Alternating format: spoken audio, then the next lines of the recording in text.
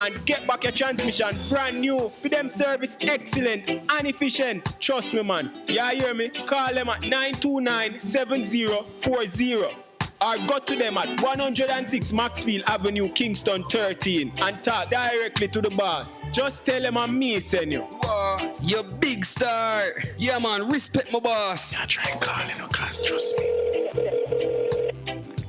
Waiters, Auto Spares and Repairs, good afternoon. What a relief. What should a taxi service do for you?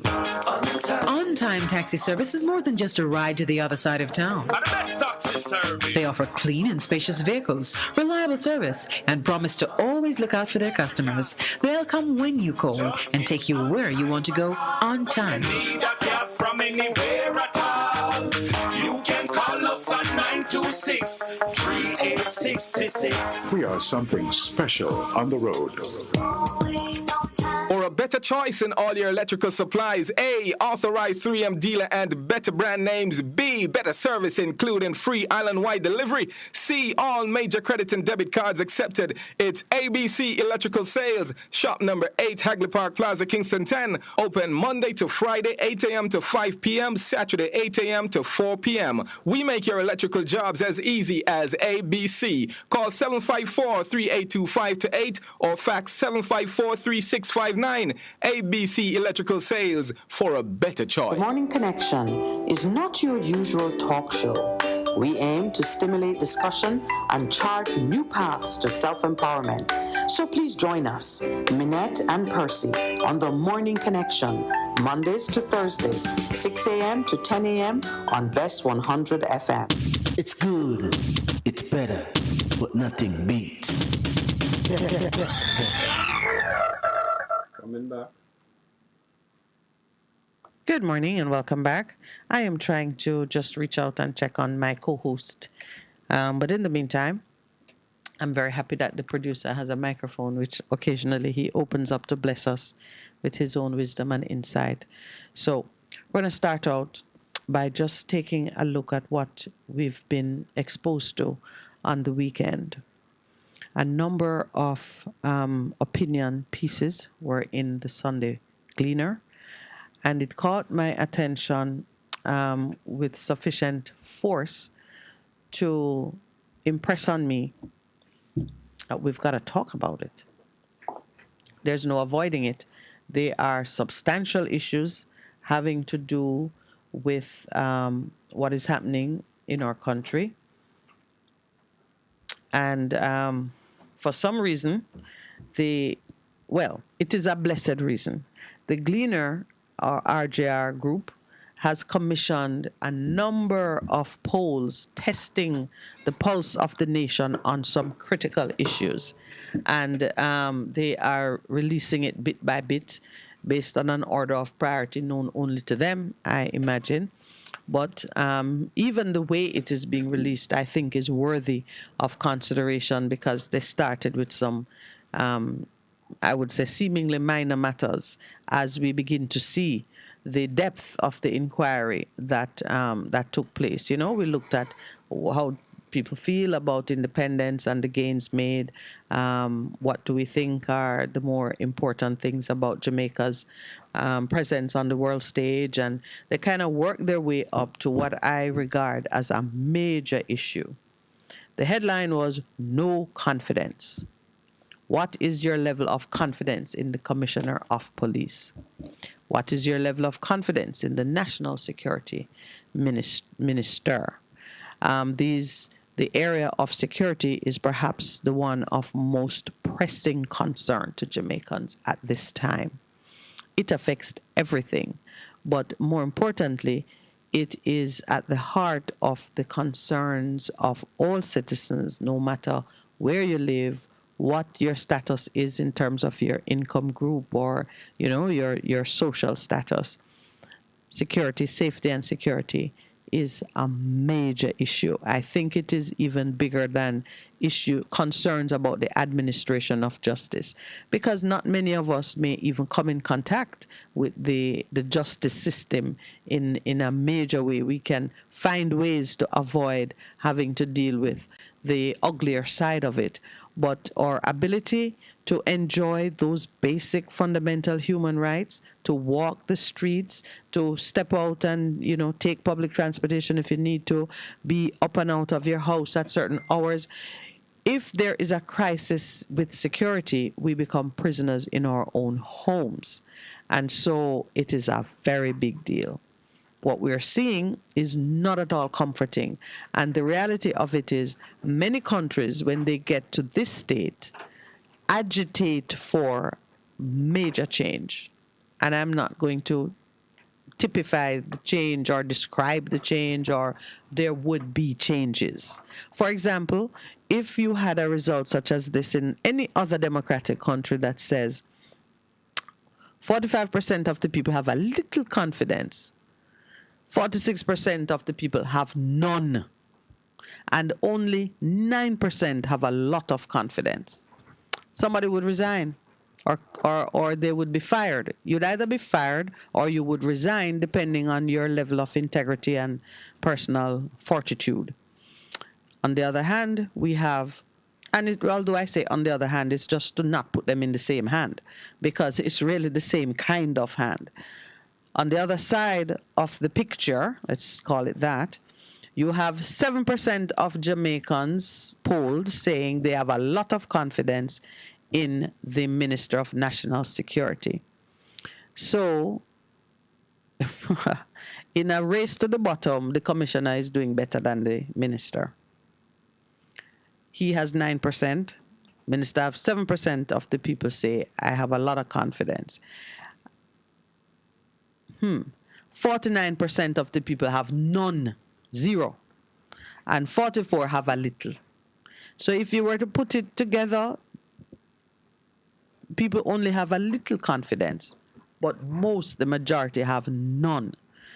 At this point, our prime minister or the prime minister of any democratic nation would have made a statement or would have made a change.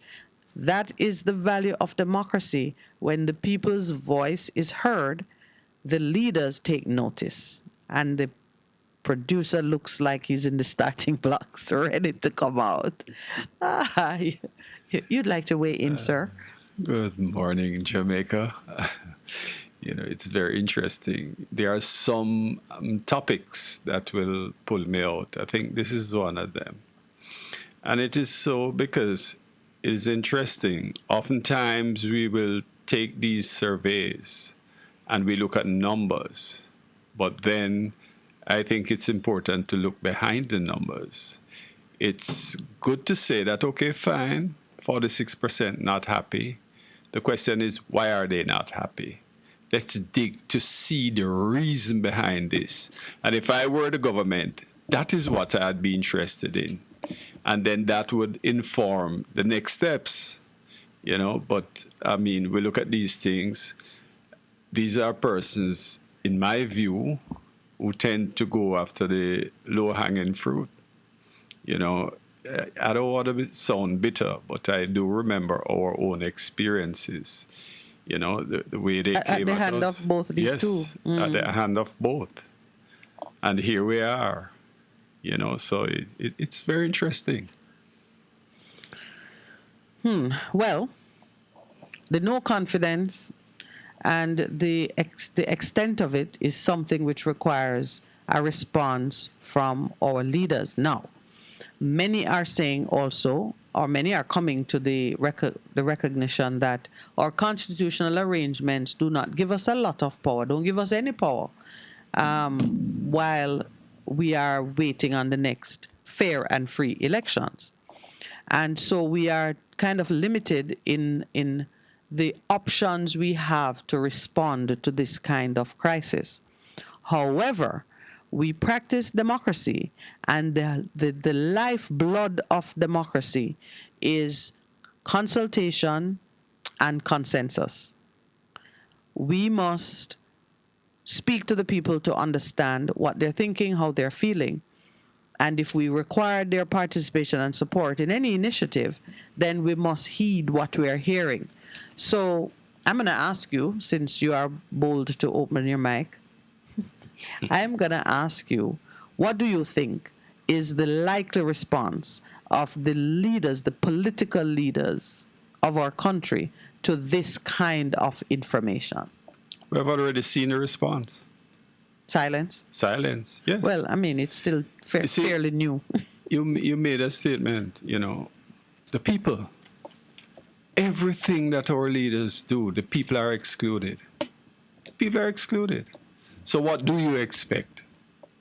So it's interesting. I sincerely hope, whether my saying so or, that I'm not, preempting anything, but I sincerely hope that they step up and say something. As a matter of fact, if I were in their position, I'd be on top of this a long time.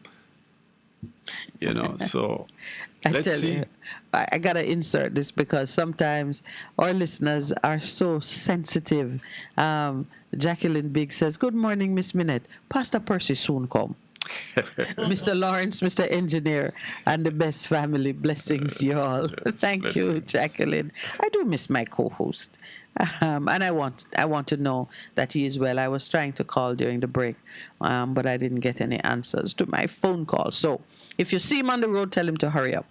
But to the issue at hand, what was even more frightening, if you in a day of bad news, the worst news was to see the response of the I'm going to call him Shadow, but he's not Shadow. What they call them, spokespersons, Mr. Bunting, who is a former Minister of National Security and knows the difficulties of the job all too well. He was asked to comment on the state of affairs. And what he said is, I kept looking for something that could say, all right, maybe somebody is ready. And he really had nothing of substance to say on the matter. Opposition spokesman on crime, Senator Peter Bunting, said that a skeptical public couldn't be blamed for questioning the sincerity of Prime Minister Andrew Holness's statement last week that he wanted a space for consensus on crime between the government and opposition. However, when he campaigned on leaving windows and doors open, and it became political, he just started to rehash a number of missteps or misstatements or poor strategy which he laid at the government's feet, and it just went on and on about the way they had not been able to work together, which to me is nonsense, because having sat in the same chair himself, he knows the pressure of the job, and he must know by now that whatever you may feel about the government's lack of effectiveness, the situation is too grave for it to be a finger-pointing exercise. So I didn't see anything coming out of Mr. Bunting's mouth that could set the stage for a partnership or for some consensus at the leadership level on how we are going to handle this issue. So it comes right back down to the people.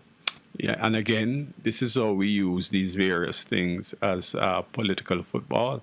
Mr. Bunting was there. He didn't do any better. As a matter of fact, we challenge him to put any statistics that show that he did better while he was there.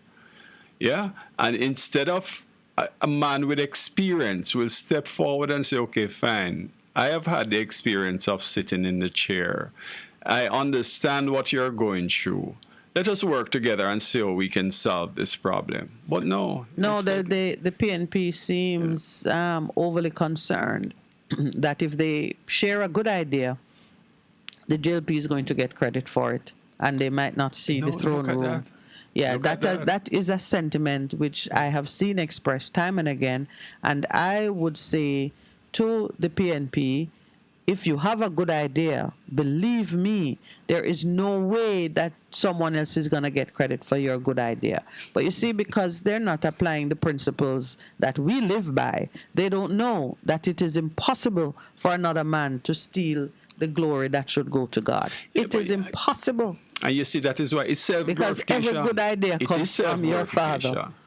Because my thing is, if the people win, what does it matter? The truth will come out. So you are now going to let the people suffer Yeah, and you withhold information or whatever strategy that you have. The people whom you love and care for and have offered yourself to serve them, you would let them suffer so that they don't give the credit to the wrong man when your good idea is the idea that is necessary for this time. I tell you something, a good idea is given to persons so that it can be a blessing to humanity. And if you have your good idea and you hold it up, there's an expression, you guys, if you have your good idea and you wife it up, I've always liked that expression. Never quite sure what it meant, because not all men treat their wives with honor. So if you have a good idea and you refuse to share it, you're going to be punished. And maybe your punishment is going to be a very, very long stint in the opposition bench and maybe losing your constituency. So you see, it's turned upside down, you know. No, it is the people who serve the politicians. It is the people who serve the politicians. Well, suffice it to say, there are many things that can be done, and all of the things that can be done, their success reside in the people. Definitely. So there really is no good idea that they can have at the top of the heap, which is going to make a difference unless they can convince us that we need to be supporting it and stand behind it. And the reason why the no confidence vote is such an important thing right now is if we don't have no confidence in them, they can convince us of nothing. Definitely. So I would say that the necessity for the Prime Minister to respond to this issue is driven by the fact that they need people participation for their strategies to work. But if the people have no faith in what you're doing, then your strategy, no matter how excellent it is, will not work. So let's go back to the biblical principles now, kingdom principles. Love your neighbor as you love yourself. You can't watch your own back. But if we take interest in our neighbor, we can watch each other's back. And that is the problem. We are not watching each other's back. Instead, we are all caught up in our own circumstances. And until we change that, we will not see change in the society. This problem must be solved at the community level. Can only be solved there. So, you know, our leaders need to understand, we need to engage the people. Right now, people, they have lost trust. They have lost trust completely. And they're not hiding it. No, and they shouldn't. So you know now what the problem is. You cannot convince us to support any strategy that you put forward as a measure to fight crime because we have no confidence in you. What does it mean when someone has no confidence in you? It means they doubt your integrity. They do not believe that you are going to be faithful to your word when you give it. It means that they think you lie to them. When you speak, you do not speak truth. So you talk about kingdom principles, integrity, which at the heart of integrity is truth. You must be true to what you say and who you are. Your public and your private selves must reflect the same character. So if people have no confidence in you, it means they doubt your character. They do not believe and your sincerity. That you, and I mean, Bunting nailed it on the head too when he said, and Bunting, same difference. I think I'm prophesying. It's something about the God thing that is on my mind. Yes, because as you know, again, more exposés. The FLA has hit the front pages again with more disclosures about the gun licenses. And I know that Mr. Bunting knows something about the gun thing. That is the next thing that we're going to go to, because we have seen, you and I have had a lot of insight about people who are not fit and proper. And we've also seen the government pushing for legislation to bring about harsher penalties against those who are convicted of gun crimes. Whether it is you own it, you have it, you sell it, worse yet, if you have used it to commit an offense. Therefore, how the government itself treats the issuance of gun permits, licenses, and permits is a big deal. And when you discover that the seat, the heart of their operations is rotten to the core. It is rotten to the core. Mr. Darling himself came out and said it, and has preserved his position in that job by the candid nature of his disclosures in that press conference which he called several months ago. And what I think has kept him in play is that he spoke truth to the people, and we appreciated it, and I do not believe they are going to make a move against him until they can catch him in a lie. In other words, Yes. then if they can't discredit him, he's going to remain in play. And he was very candid when he was asked about these permits that were given to convicted felons, however remorseful they may have been.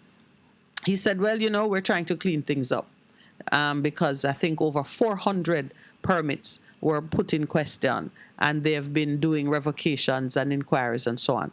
The fact of the matter is, Mr. Bunting, who spoke about the no confidence vote, has himself been in the middle of other things which left a bitter taste in some of us, in our mouths and in our memory.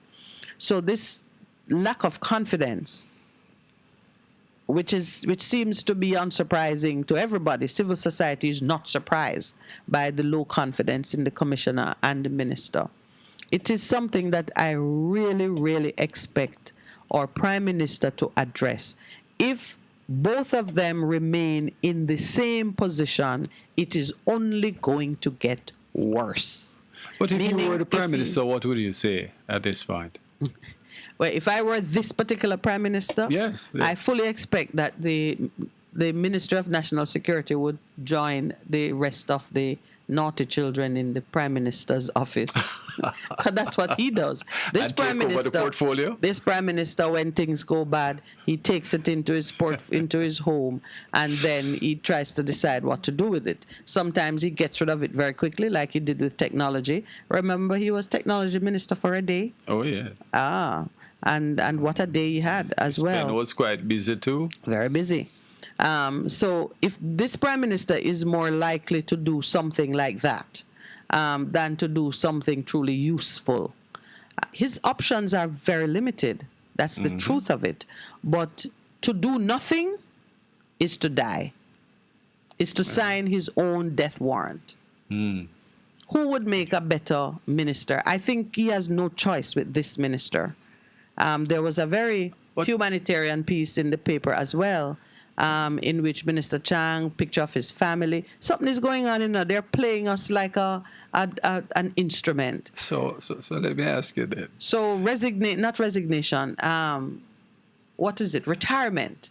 Retirement is in the wings for this Minister of National Security. So are we then saying that he's responsible for the no confidence of the commissioner? The minister? Yes. Well, the commissioner is employee number one in the ministry. I know. So, but remember now, the commissioner so on what did basis better. would we say? The commissioner did better than the minister. The two of them need to go. I'm just curious on what basis would we be saying, okay, minister, you need to go? Is it that because of the fact that he has a commissioner that doesn't have the confidence of the people? Well, what neither are we of them. saying? Okay, so this is now my take on how a prime minister addresses the changes in his cabinet. And depending on, I did some research on it on a previous occasion to look at the trends, because the only way to study it is to look at how other prime ministers in similar situation made decisions and then rationalize what were the driving factors behind it. So at this stage in the prime minister's tenure, he has like 2 clear years to go. He can reshuffle his cabinet in order to show that he is putting himself in greater alignment with public sentiment, because we are a democracy and the voice of the people should always have impact. You should respect it. You should give some response to what the people are saying. And it really goes back to respect. We talk about kingdom principles. You must have respect for those whom you serve. If you are unable to show respect and to honor those whom you serve, you will become disqualified for the position. So to show respect, you are constantly testing the will of the people to see, are they with me on this or that issue? And so you make changes in response to that. There are some matters that are of such great importance to the public profile of the country, the economic or the productive viability of the country, that you also will perish if you ignore what persons are saying. Now, Jamaica is still heavily reliant on tourism.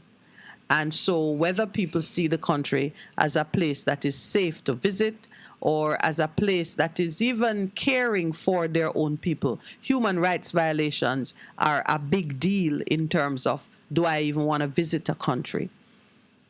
Anything that shows a lack of confidence or competence in the area of security is going to be of impact both externally and internally. So if you get a result like this, you must make a change. That would be the logical course of it. If you are hamstrung with your options, who to change, how to change, whatever, you can resort to the committee approach. This Prime Minister likes to avoid the committee. Actually, he uses both with equal vigor. Create a committee and study it, or bring it into your office and show that you as Prime Minister, you're the top man in the organization. So if you are giving it your personal attention, that should revive the confidence somewhat. All we need to wait now and see is what's the result of the poll about confidence in the Prime Minister. Because if you go at the Commissioner of Police, you must have something in your bag on the Prime Minister too. So if you're giving it your personal attention and persons are confident in your ability, then that should give you an uptick in both the external and the internal response. But so based on that analysis, I would say he ought to make a change. Wisdom of every level, both the natural and the spiritual, says that he should make a change. It does not matter that his options are limited, because if this remains in play, it will only get worse. Well, certainly when you make a change, you move from one thing to another. Yeah, sometimes you're just juggling. If you don't have the other thing, then Yeah. certainly a change will not be made. But you know something, and this brings me to another point. We limit ourselves to the usual suspects out of habit. Yes. At this stage, I would be headhunting like a crazy person. I wouldn't sleep.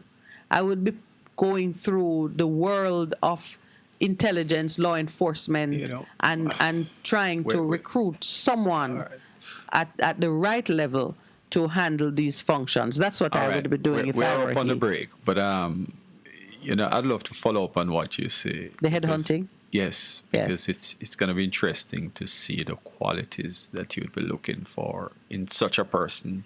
Let's take the break, and when we come back, we continue.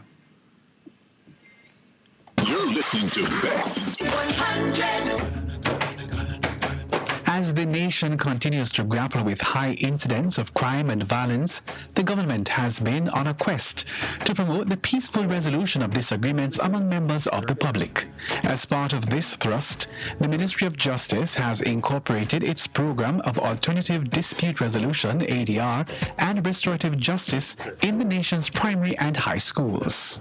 The Ministry of Justice partnered with the Ministry of Education and Youth to expand the scope and reach of the Restorative Practices Training Program in educational institutions across the island. This was really in response to the violence in schools and as part of the broader mandate for behavior change management. Coordinator of the Restorative Justice Program, Andreen Lindsay, She says over 2,300 participants from 81 schools have been receiving training in aspects of ADR and restorative justice during several workshops.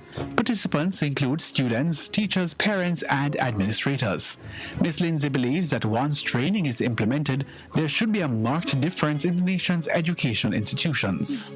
This workshop really has laid out the foundation principles for building healthy relationships. And if you follow the principles that you've learned, when conflicts do arise, you will have the tools to manage them better.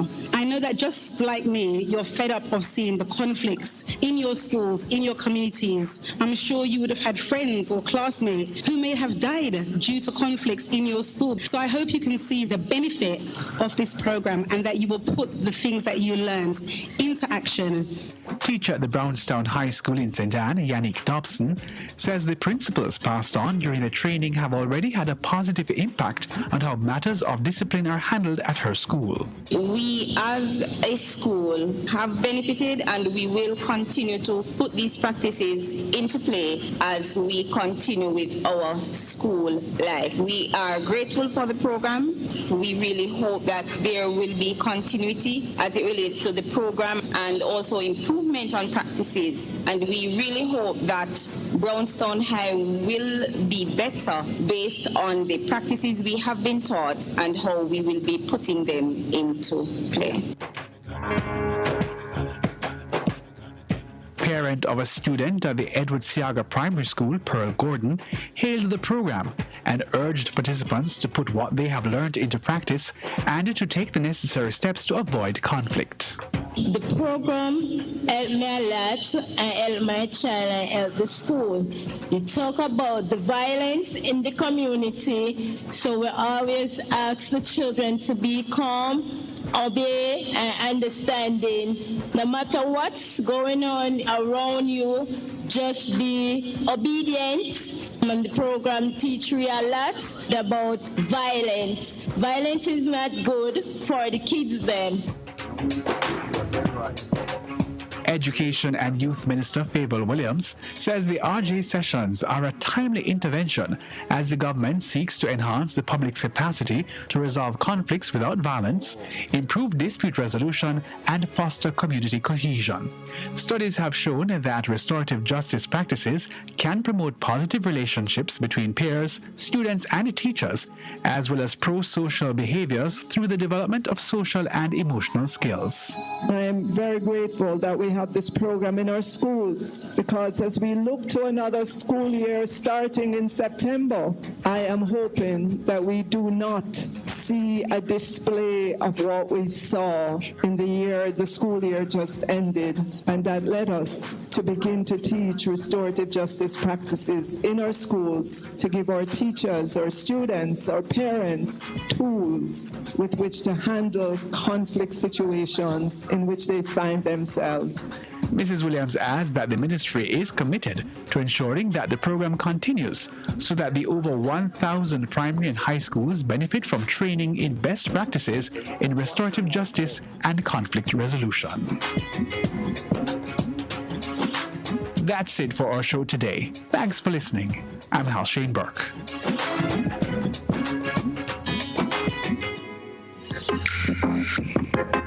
A production of the Jamaica Information Service, the voice of Jamaica.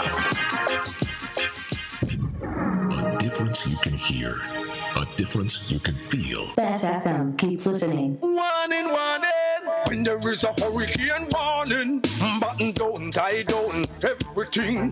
Lift appliances and furniture off the ground and secure your valuable items.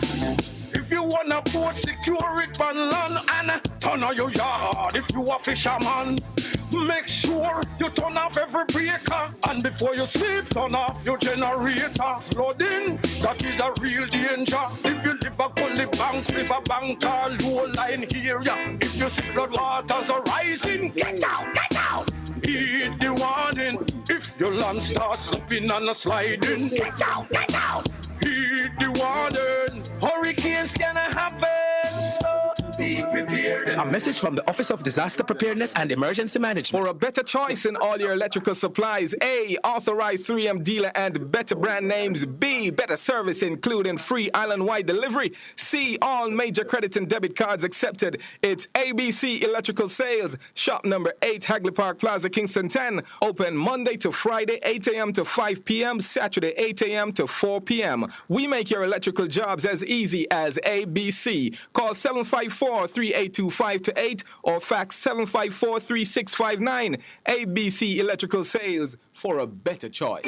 Best 100 FM is the authentic voice of Jamaica, promoting your prosperity with better vibes and better music. Let us promote your goods and services for you. Advertise with us. For more information, call our office at 876-276-8935. That's 276-8935. Half a tree, 100, half a tree. Bossy, how you do I take taxi start? Jano, I want to tell you, say, 2 months now, my transmission mash up, and I check everybody and can't hear nothing positive. You hear me? You waste all that time I shop around and never call the experts. Winters Auto have them.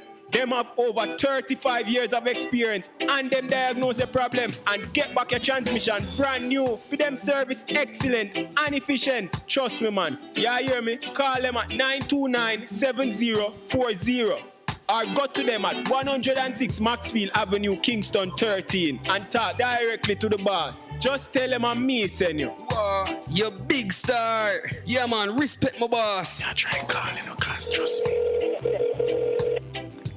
Waiters Auto Spares and Repairs, good afternoon. Ah, what a relief. What should a taxi service do for you? On-time taxi service is more than just a ride to the other side of town. They offer clean and spacious vehicles, reliable service, and promise to always look out for their customers. They'll come when you call and take you where you want to go on time. You can call us at 926-3866. We are something special on the road. The Morning Connection is not your usual talk show. We aim to stimulate discussion and chart new paths to self-empowerment. So please join us, Minette and Percy, on The Morning Connection, Mondays to Thursdays, 6 a.m. to 10 a.m. on Best 100 FM. It's good, it's better, but nothing beats.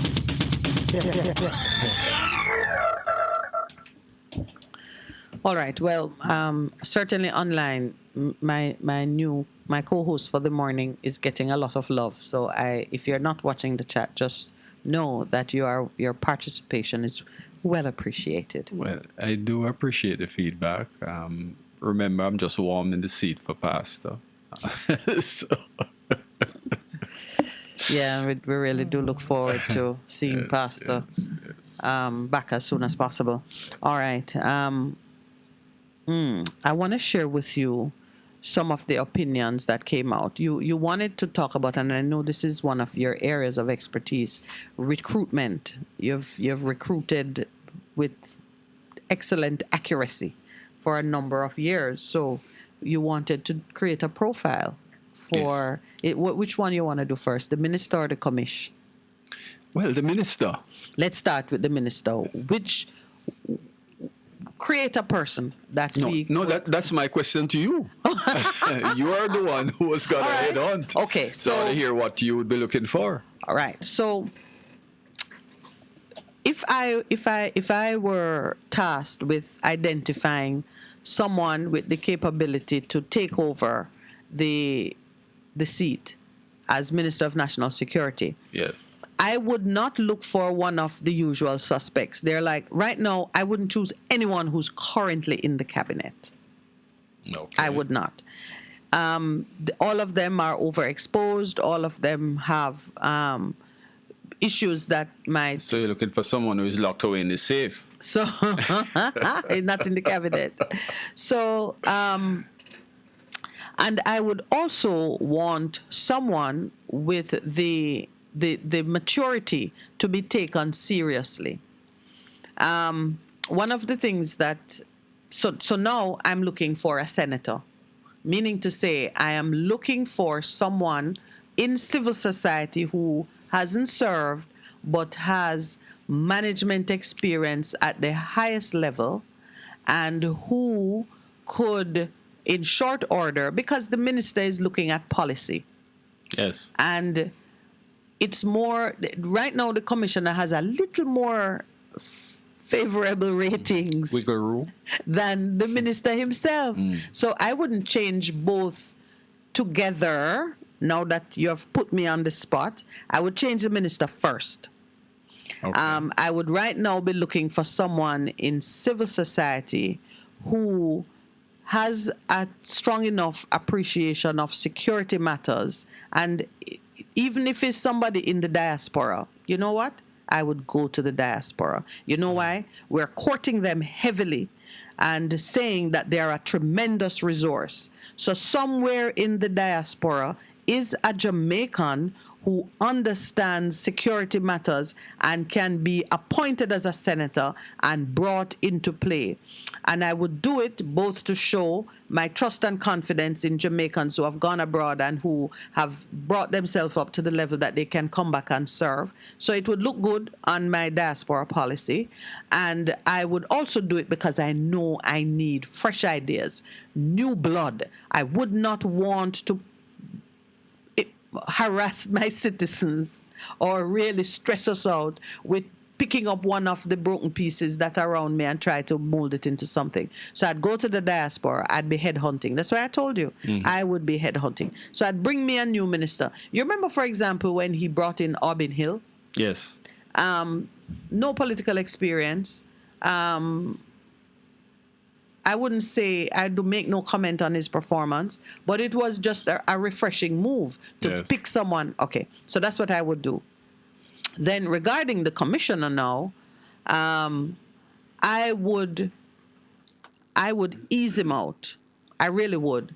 I would let it be known that I'm bringing in a new minister. This commissioner is going to provide the brief and the handover, but I am one person who believes that the commissioner, we should have someone understudying who is capable of rising to the top. And so I would pick someone who is a solid performer, not a star flamboyant, and certainly not a cousin or a relative. Perhaps I know exactly who I would promote. I know exactly who I would promote. I'd look for a man who has integrity, who is quiet, unassuming, not any flamboyance. I thought you had a name. I have a name, but I'm not going to say it because I wouldn't want him to be suddenly.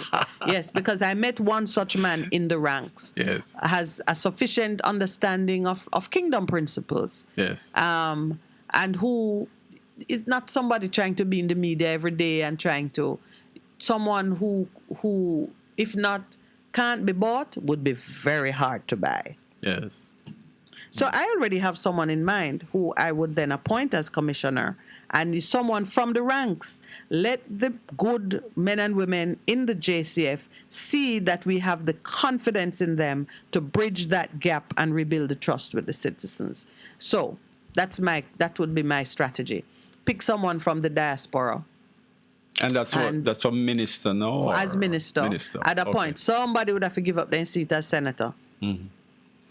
Yes. But I would appoint a senator and put him a newbie.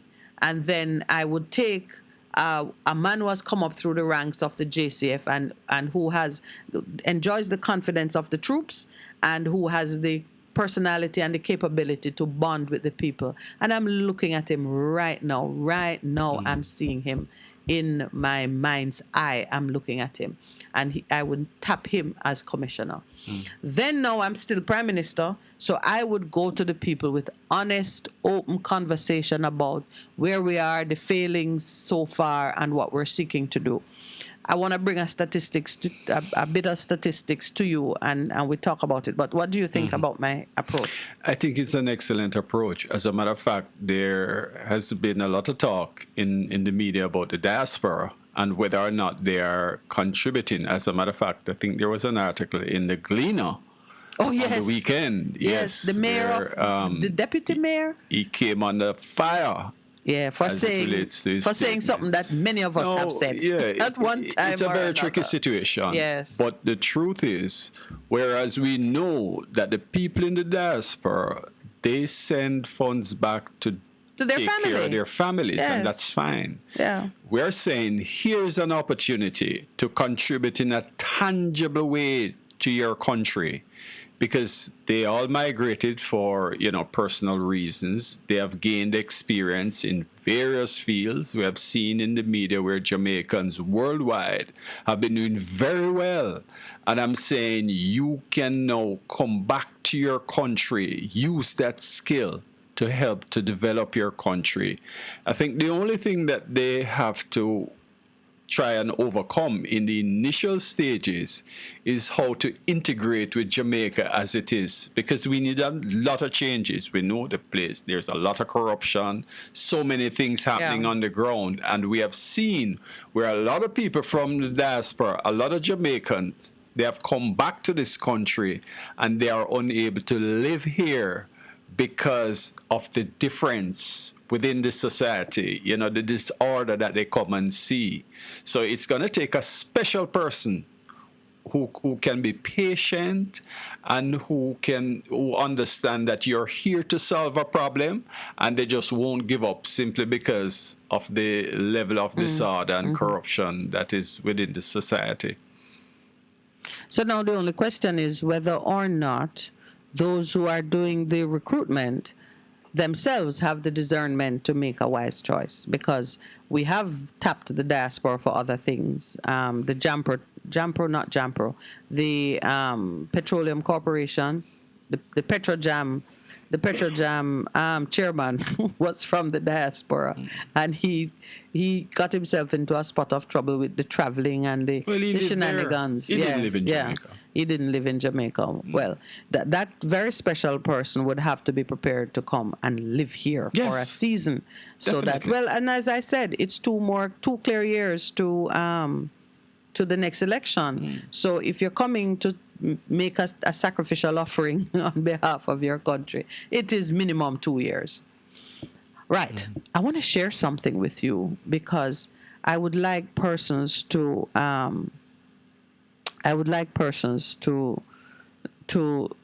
have a certain level of conversation around these facts. Before I touch it, I want to answer something that Earl Brown has put here.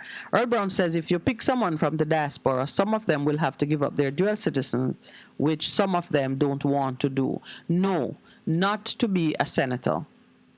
It is if the dual citizenship issue is if you are going into representational politics. Right. And so I don't think the senators, I'm pretty sure of it. If someone, maybe we could check it in the break, but the dual citizenship issue is when you are facing elections and you want to be a member of parliament, but a senator who can hold a ministry is a slightly different.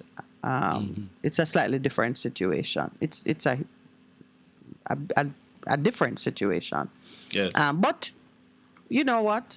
For the right price, I'm sure sacrifice. A sacrifice can be made. To make a sacrifice. All right. So I want to highlight something.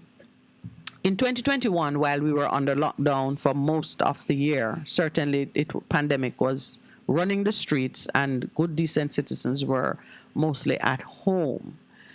Jamaica was ranked by Insight Crime, not sure who they are, but that's a second issue for the time being.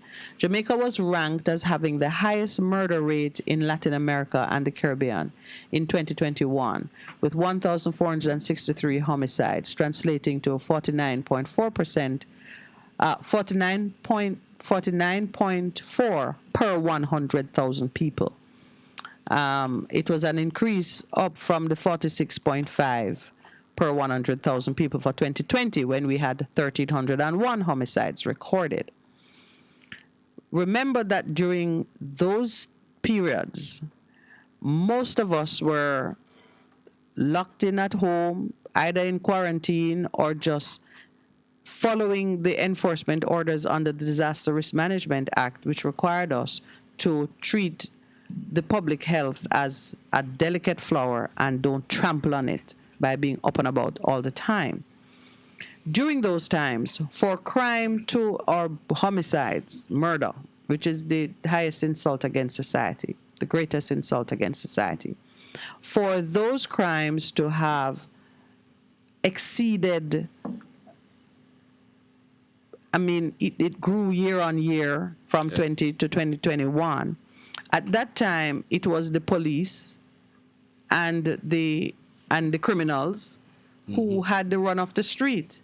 So it invites you to think either that the police had zero effect or very little effect on those criminal activities, or the police were themselves complicit in those criminal activities.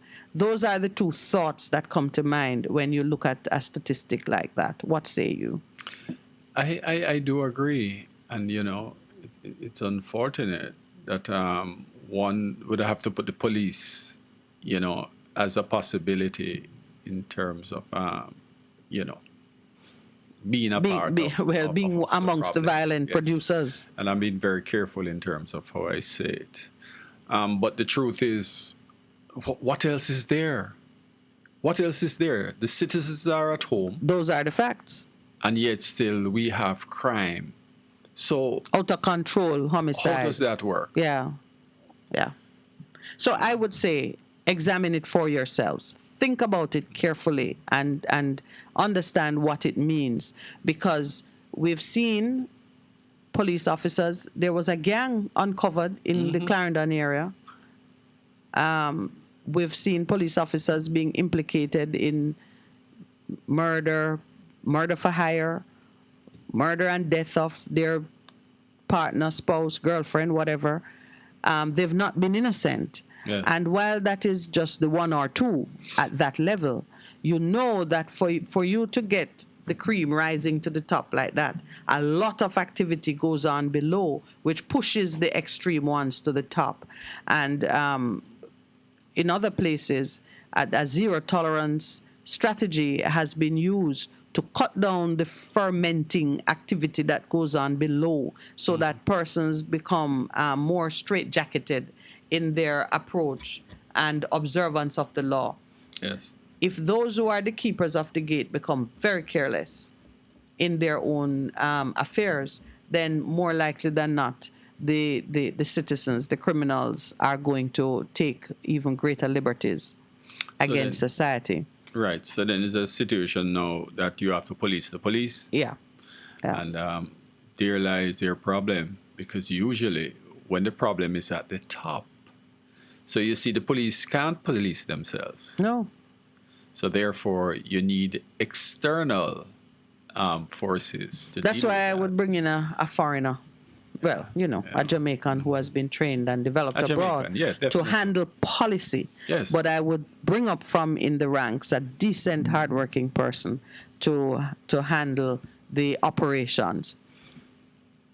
Jamaicans for Justice have made some statements which are worth considering as well. Michael Jackson, Executive Director of the Jamaican for Justice Group, described the government's legislative agenda as being heavily focused on pursuing paramilitary approaches that can only have a short-term impact. I myself have looked at their agenda and noted that it is driven by externalities. It is not driven by the needs of the people and the things that are of interest and benefit to Jamaicans. We are always trying to answer the call or the imperatives of foreign donors, foreign funders, foreign strategists, whatever is foreign and is pushing us to change laws and conduct certain levels of reform. It is never based on what is important to us. What has been important to us for a very long time is constitutional reform, and we can't get that. What we get are many arguments and debates and discussions about how it can be done or can't be done, and we get no movement. We get a pretense at putting a new ministry in place, and then that ministry only tell us that they won't get working on anything for a season to come. I totally forgot about that ministry. Why are they there? because we were clamoring. It's like when your child is bawling for attention and you just throw something in the playpen to distract them for a moment, and so yeah, that's the toy in the playpen that we need to chew on. That's the true toy. Yes. The pacifier. The pacifier. So that's coming from the Jamaicans for Justice. They have their impact in a particular area of the administration of justice. And this lady, Miss Jackson, has been very vocal on some points, and I'm looking to see, if their impact will increase. She says the heavy-handed approach not only strips citizens of their fundamental rights, but practically has no real sustained impact on crime. What we have seen is a reduction in crime in one community, but then a migration in crime to another, and the overall increase in murder. This ill-advised legislative misadventure then creates a police force that is overworked and overburdened when they have to work long hours in poor working conditions, in states of emergencies and zozos, without fair compensation. She said a lot. Because so you see why it is so important to engage the community. Because what you have, you set up a zozo. These are policemen, soldiers coming from wherever to take over your community. Sometimes they don't even display respect for the citizen. So if you don't engage them, they are living in the community. You have criminals migrating from one community to the next. If the citizens are united in that effort, you think they can go and settle there? You don't need a zozo for that. You don't, no, because we will police our own borders if we can. But of course, we see it. You see it in the country when they decide to mob a man because him thief something or they suspect that he's a thief. Unfortunately, and we're certainly not calling for that. We are saying that we must have confidence in the powers that be, that we can apprehend a criminal, we can hand the person over, and it is dealt with, and there is no backlash. And we know that a lot of the things that people are concerned about is the backlash, because oftentimes they don't know what they're dealing with. You tackle a criminal, you tell it to the police, and next thing it come right back to you. Yes, case in point, 30 families now home, not 30 families, 30 citizens now homeless in central Kingston because gunmen set fire to their houses and prevented them from even saving a scrap of their personal possessions, which, by the way, ought to have elicited a far greater outcry from the whole population. The whole population.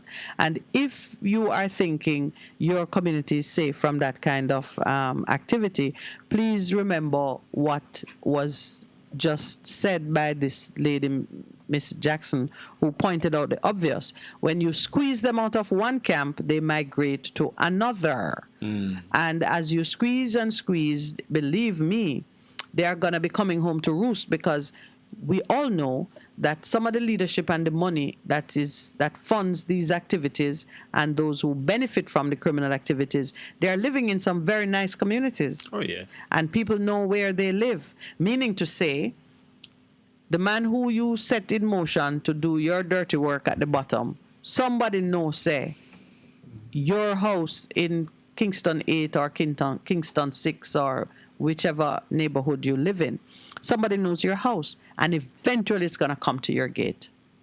Yeah, a good time to take the break. Let's reflect on that. If you say so. We come right back. A difference you can hear, a difference you can feel. Best FM 100 on your dial. Keep listening. We're committed to reducing the impact of disasters occurring in Jamaica. Hurricanes can happen, so be prepared. What should a taxi service do for you? On-time taxi service is more than just a ride to the other side of town. The best taxi service. They offer clean and spacious vehicles, reliable service, and promise to always look out for their customers. They'll come when you call and take you where you want to go on time. Need a cab from anywhere at all. You can call us at 926-3866. We are something special on the road. half a tree, 100, half a tree. Bossy, how you do I take taxi start? Jano, I want to tell you, say, at 2 months now, my transmission mash up, and me check everybody and can't hear nothing positive. Yeah, hear me? You waste all that time I shop around and never call the experts. Winters Auto have them. Them have over 35 years of experience and them diagnose the problem and get back your transmission brand new. For them service excellent and efficient. Trust me, man. Yeah, hear me? Call them at 929-7040 or go to them at 106 Maxfield Avenue, Kingston 13 and talk directly to the boss. Just tell them I'm me send you. Wow, you big star. Yeah, man, respect my boss. Yeah, try calling, cause trust me. Waiters Auto Spares and Repairs, good afternoon. What a relief. Hey, say, let not your hearts be troubled. Just believe in God Almighty and daily renew the mind. As we live in this time when fake is more valued than real, lies prefer to truth, the unnatural put above the natural. This is Lady Donna, aka Double D Donna, with a new song, Almighty Jah, encouraging your people to keep the faith. God will make a way. Get your copy today. It's on all digital platforms. Lady Donna Official on Instagram, Facebook, AsujaRecords.com. For bookings, Asuja Record label at Gmail. Almighty Jah! Looking to clean your vehicle super clean? 123 Clean Car Wash, located at 2 1/4 Osborne Road, Kingston 10. Entrance on Grove Road, below Tropical Battery. They wash and vacuum, undercarriage wash, engine wash, polish and compound, shampoo and detailing. Call them at 876-631-3400. 123 Clean Car Wash, the best in the business for a cleaner wash. 1, 2, 3, believe me, it's so easy. 1, 2, 3. The Morning Connection is not your usual talk show. We aim to stimulate discussion and chart new paths to self-empowerment. So please join us, Minette and Percy, on The Morning Connection, Mondays to Thursdays, 6 a.m. to 10 a.m. on Best 100 FM. It's good, it's better, but nothing beats.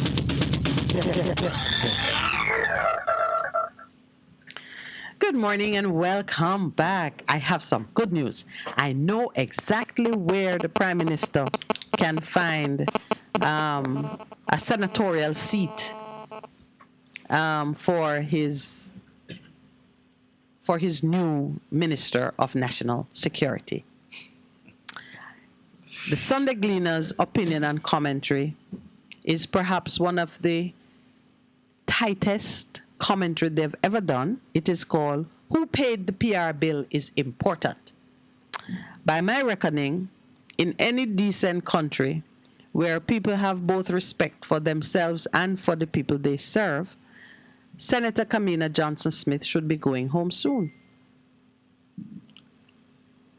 When she goes, the Prime Minister can use her appointment as senator to bless the new Minister of National Security. Argument done. Very simple. All right, then. I expect Kamina Johnson-Smith, and I'm speaking to her now. I've given it some thought. She should not allow herself to be crushed, criticized, embarrassed in public places by by the natural consequences and reaction to this mess that she is in the midst of.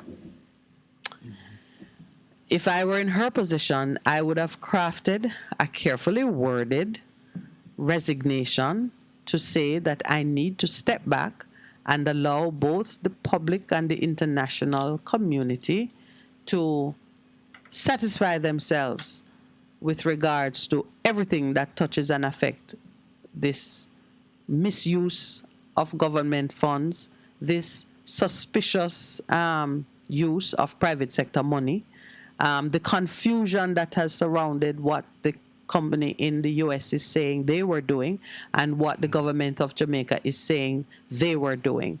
And in the middle of it is one individual. I would even want to take a break because I would feel that all of this is likely to compromise Jamaica's position on the world stage in the midst of all this.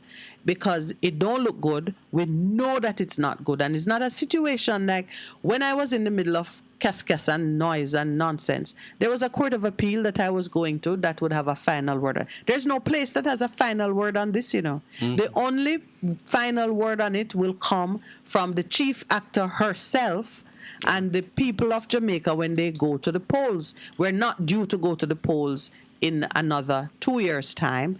And if you don't want the situation to catapult the country into a frenzy of bloodletting and quarreling and just disgust, you would step out of it and allow persons to get back into running the country and doing their business. Yeah. So I'm in full agreement. Yeah. So that senatorial position is available for the new Minister of National Security. And then you take your ambassador or your Who would be the new foreign minister? affairs minister, rather. Yeah. Well, you know what? At this stage, anyone else can do that because if she's right and they did such a tremendous job in the campaign, Jamaica has benefited from many, many bilateral agreements and things. I'm just joking. Listen. We know that was nonsense. Okay, I'm happy that you're joking. I'm joking. Listen, it's a very important position. Very important. You represent the country on the world stage, and what you say, what you do is extremely important. You're like the PR person for the country. You are the PR person for the country, but so much more. Yes. And so much more. And so much more. I don't know what position Mr. Morgan has, Robert Nestor Morgan, if he's a senator. He needs to go back in training. But he certainly, that's another slot. Is he a senator? I don't know what he is. But He's information minister. He may have gone to the polls. I don't quite remember.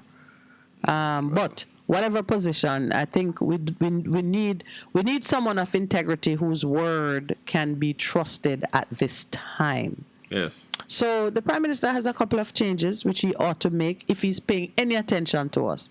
And by us, I don't mean the Morning Connection. I mean the people of Jamaica who have been speaking their mind.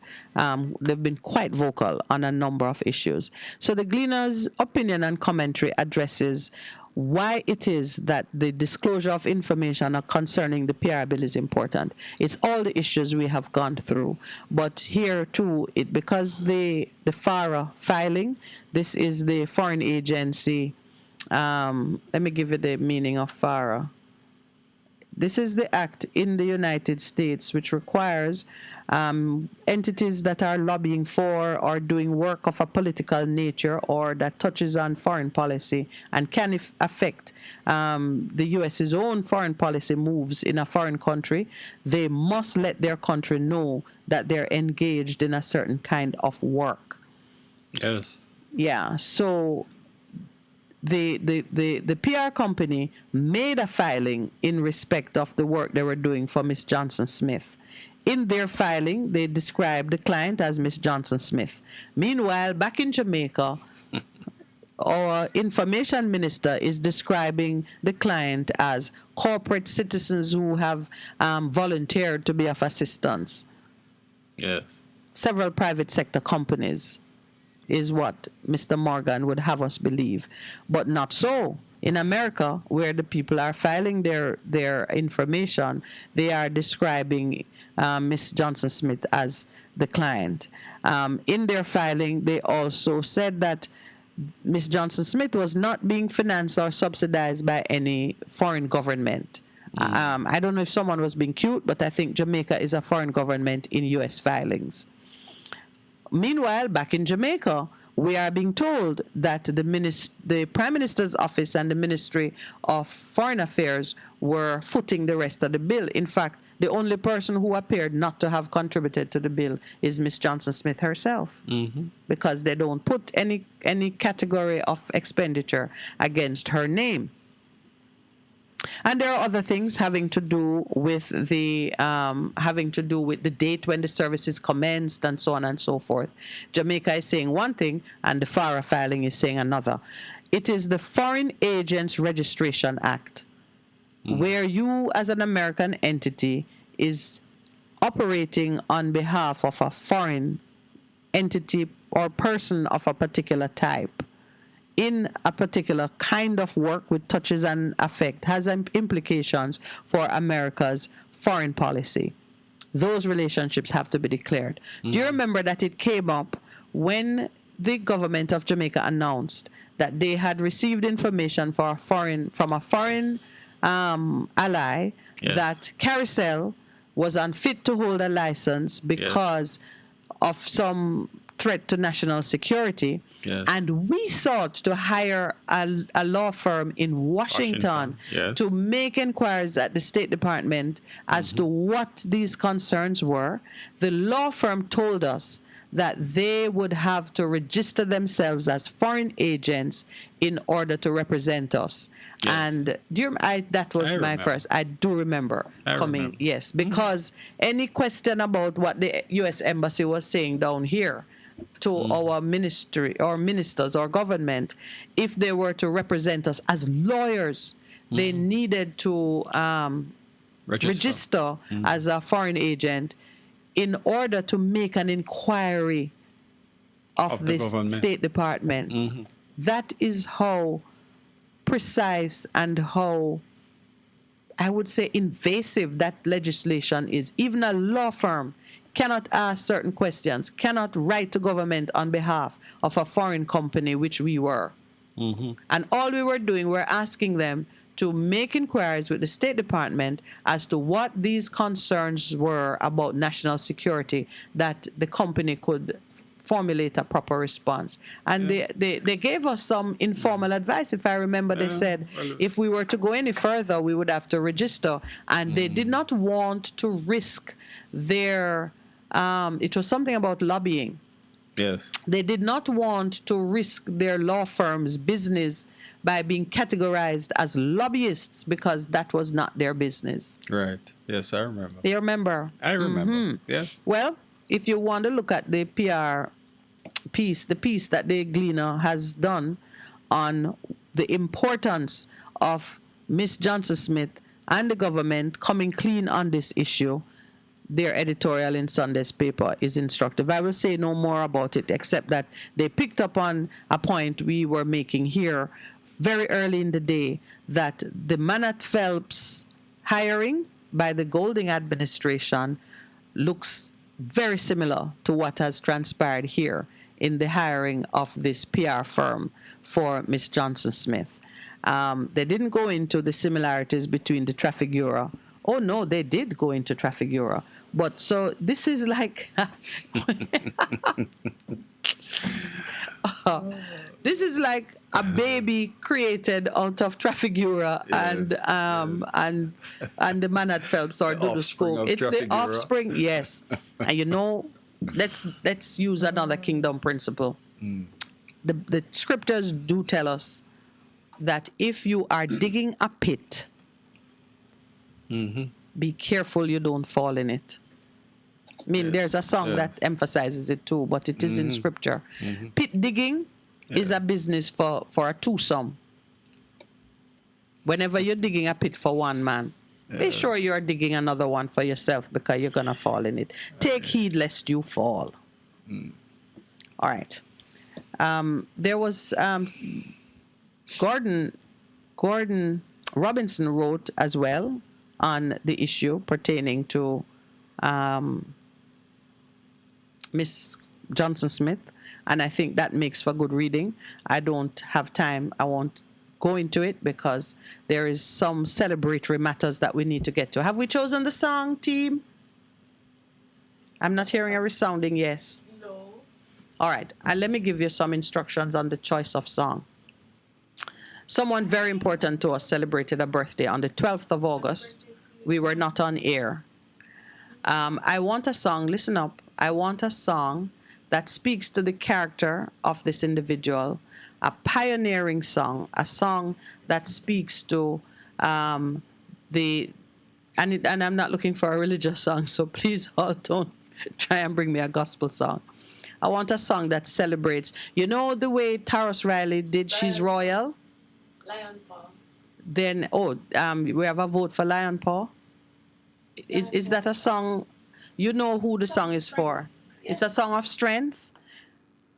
Okay, so on the 12th of August, if I call him our leader, I can just see him now beginning to blush. Tony Shaw celebrated his birthday. We were not on air, and we were not able to. We did not say anything or do anything of the stature that would recognize someone who exemplifies the heart of the best things about Jamaica, in my view. And yes, I was punning, but not intentionally, because he created and has sustained Best 100 FM. And when I understood better... So he's a Windows 10 running in the background. Everything runs on top of. Yeah, if you say so. But 10, what is the latest iteration of Windows? Well, 11 actually, but we'll put him at 10 for the time being. 10. Yes. Well, he's just a really solid guy. I really only met him in the last couple of years, but have been aware of his impact for a longer period of time. And such is the character of the man, man with a good heart. Yeah, and a modest, humble spirit. Yes. He does what he does without fanfare, without any kind of praise or glory. And I'm just delighted to discover, too, that his love for family and his love for country and he's just one of the most industrious persons I've ever met. Second to Lowell and perhaps to my own dad, who at one point we wondered if D. Lawrence had him. And he was a Christian man. You know the people who keep building? Always building something. Tony's always building. But his sense of industry, his integrity, he has such a keen understanding of what it means to be free. Yes. Yeah.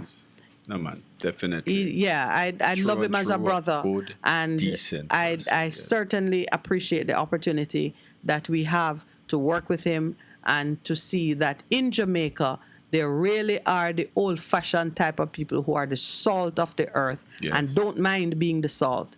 They just continue to give and to produce and do it calmly and soberly, and there's just no flash. Yeah, without fanfare. Yeah.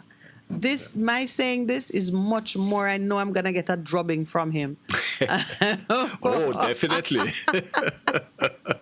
But Tony... Notice, Tony, I was a little silent in the background, so, you know. Oh, yes, you were the Windows 11. I'll just say ditto.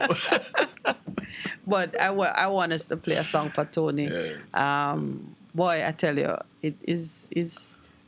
Yeah, I like that guy. I do like Mr. Tony Shaw. I noticed that the head of the development bank is also Anthony Shaw. Tony's Antonio. Oh, but okay. And they kind of look alike too. They kind of look alike too. I mean, I look, he has a little black and white goatee thing going on, and is anyway. So Tony have somebody out there who has his own name, and others may be listening now and think that, what? I didn't know that Tony Shaw was in radio. But we do appreciate Mr. Shaw. The song that we have selected for him is, drum roll. Well, give me the name of the song. Lion Paw. By whom? Taurus Riley. Oh, because the men were getting upset about the royal song and needed their own. Oh, okay. We're playing music for Tony. This one is for you, my brother.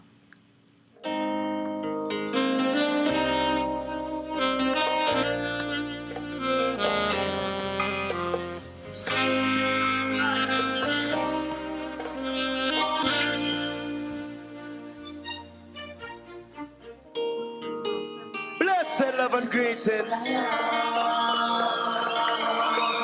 He's so humble. Yeah. Lion Paw, Taurus Riley. Hey, I'm walking through this valley of tests, and I've never been away caught in the wilderness. The power of Jah preserve I'm guiding in all I do. So treading through the heights and the depths, We trample frustration and we conquer stress. The power of God preserve I and guides in all I do. So all the evil that mean me harm can go back where they came from. No demonic words but harm shall prosper. Yeah. Me tell you of your anti-science man come, 'cause him can't squeeze me lion bomb.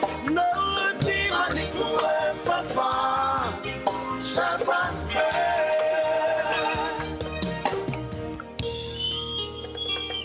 Can't touch a lion.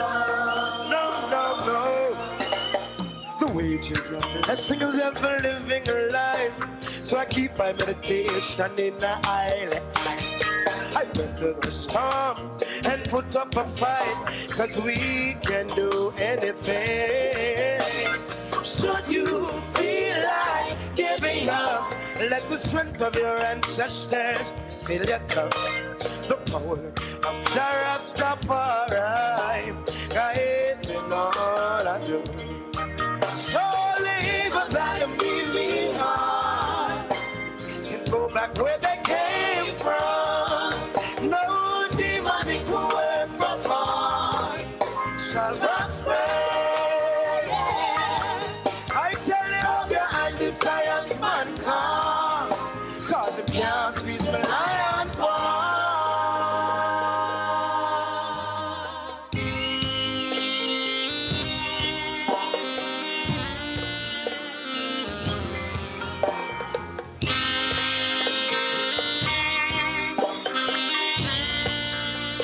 I know you see the more them I love, and the more that this is spoiled.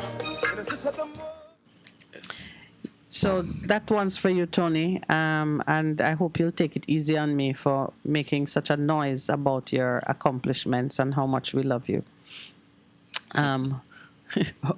Your turn, Lowell. Get in it with me, no man. No, Well. don't leave me out there. I swear, Conrad say here that you need antivirus to run in the background. So I don't know what that means. Maybe Conrad is volunteering because we love the diaspora. But brother Tony, we love you. We love you, my brother. You know, it's all done in love.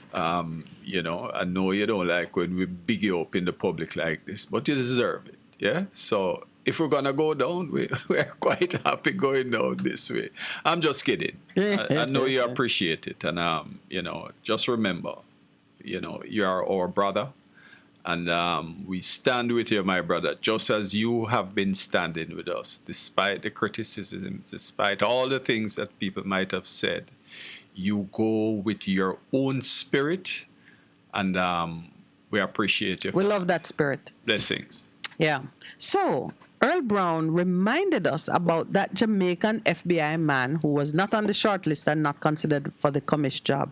That was in what year? I just looked at it. Let me tell you. I'm going to tell you what year it was. I think it's 2018, is it? No, 2014. I wonder if he'd still be ready for that job. 2014, a long time ago, you know. Probably has been looking at Jamaica and saying, let them stay there. But it's good to be reminded that there are qualified persons who could take that position. Remember now, my strategy is to appoint someone from the diaspora as a senator so they could be here and handle policy, and elevate someone from within the ranks to take the top job as commissioner, because I think it is important for the morale of the troops at this time that they have someone who they regard as being one of their own. I actually think it's going to take more than one person. To do I think the it's job? going to take a team, not just to do the one job, but that person has to be surrounded with like minds for it to work. Because you know, with a one man, you can get frustrated in the process. And I think it has happened to us before, and we need to guard against that. So the support systems, Which one are we talking about? The political one or the political or one? the Well, both. Because, you know, the support that they get is very important to whether or not they'll succeed. Yes, but we have a small budget, so we'll have to rely on the top bureaucrats who. This is where Jamaicans can step up and help to fund it. Oh, you mean instead of funding Camina? All right, there you go. There you go. You did ask me if I was done with that subject, and then you reopened it. Before I leave Camina, we want to talk about Miss Hannah. My friend Dr. Orville Taylor has very cutely titled his contribution in Sunday's paper as Death Before This Hannah. You know, you don't see how funny it is until you actually say it. When you only read it, talks about that before this Hannah. And he started off looking at some issues concerning her campaign and wanting to know what exactly is it that Jamaica would have got from her holding that job, and what is it that we should be getting from Miss Patricia Scotland, Baroness Patricia Scotland, having the job. In other words, in the overall, what is the benefit of being a part of this institution, whether you have a CARICOM national there or you have a Jamaican who is in the top job, because its usefulness surely can be measured. Yes. And, you know, he talks about the fact that it does look as if Camina was set in motion by Boris of yesteryear. And it seems to me a natural conclusion that Boris and Camina should share the same fate. It is only fitting that both of them go the same path. Regarding Miss Hannah's retirement, I am one of the persons who really think it is much ado about nothing in the overall scheme. Lisa knows why she has chosen to signal her resignation at this time. And if I were the PNP, I would say no notice is required. Once you are ready, prepared to go, once you say you want to go, go. That's it. I would not have her continue to serve in any capacity, but maybe they don't want a by-election. If you resign, you resign. That's it. Yes. Yeah. She needn't have spoken as early as she did. Although, you know, I am one person who believes that someone will mean it for evil, but the Lord will turn it to good. So if you speak so early, then it is giving me the opportunity to use it to my best advantage. In his article, I didn't realize that Orville did any of the Japanese fighting arts, but he makes several references to the logic and the strategy behind various Japanese fighting arts, where he says Lisa would have learned her earliest days of strategy, and he's convinced that she has done it at this time for a reason that is entirely to her advantage. I can only assume that that is a basic thing that people do. They do things at their convenience for their own advantage. Yeah. Not many sacrificial lambs out there. And they're certainly not in any of the political parties. You see, it's a thing, when you put yourself up to serve, you know, you should see through to its completion. I don't know, sometimes when the going get tough, there are persons who really can't cope with it. Yeah. We have seen what has happened in her constituency in the last election. Yes, a safe seat has become quite unsafe. Yes. But you know what? The whole of Jamaica has become quite unsafe. But you see, it says something. And I don't mean politically. And you should look at it, examine it, because even if you're not staying in the job, you should at least leave something for the person who is going to take over. You know, because the numbers tells you that the people weren't happy. You know, the people in the constituency, they weren't happy. And it is something that you must take into consideration. And no matter what side of the divide you are, you know, it is important, because if the people are not happy, then you certainly can't be comfortable. You know, so there's a lesson to be learned there. All right, before we take our break, I just want to repeat the numbers that you are to call so you can chat with the producer and myself. 876-619-1508. That's 876-619-1508 and 876-279-8473. We're going into our 8 o'clock break at the moment, and when we return, we will open the lines so you can share with us on these matters which are of great importance to the future. We're going to let our voices be heard and trust that the right people are listening and will have some respect for what it is that the people are saying. Please stay with us. We're going to be right back. A difference you can hear. A difference you can feel. Best FM 100 on your dial. Keep listening. BBC News. Hello, this is Jerry Smith. The Taliban have declared a national holiday in Afghanistan to mark 1 year since they seized power. Pickup trucks full of fighters are patrolling the streets with lights flashing. The anniversary comes during a deepening economic and humanitarian crisis. Yogita Lemoye is in the Afghan capital. Kabul's main square has become an impromptu location for Taliban celebrations marking 1 year of their takeover of this country. Hundreds of them have gathered here since the morning, waving the white and black Taliban flag. They've been chanting slogans and playing songs which talk about their victory over foreign armies, which say, "Long live the Islamic Emirate and happy independence." The scenes we are seeing here today, hundreds of men out in the streets, in stark contrast with the scenes we saw in Kabul just 2 days ago, when dozens of women tried to march on the streets of the city, demanding the right to work and to be educated, and they were stopped. A court in military-ruled Myanmar has sentenced the country's ousted leader, Aung San Suu Kyi, to 6 more years in prison after finding her guilty of 4 corruption charges. Michael Bristow reports. The charges relate to a foundation Aung San Suu Kyi set up in memory of her mother to improve Burmese people's health and education.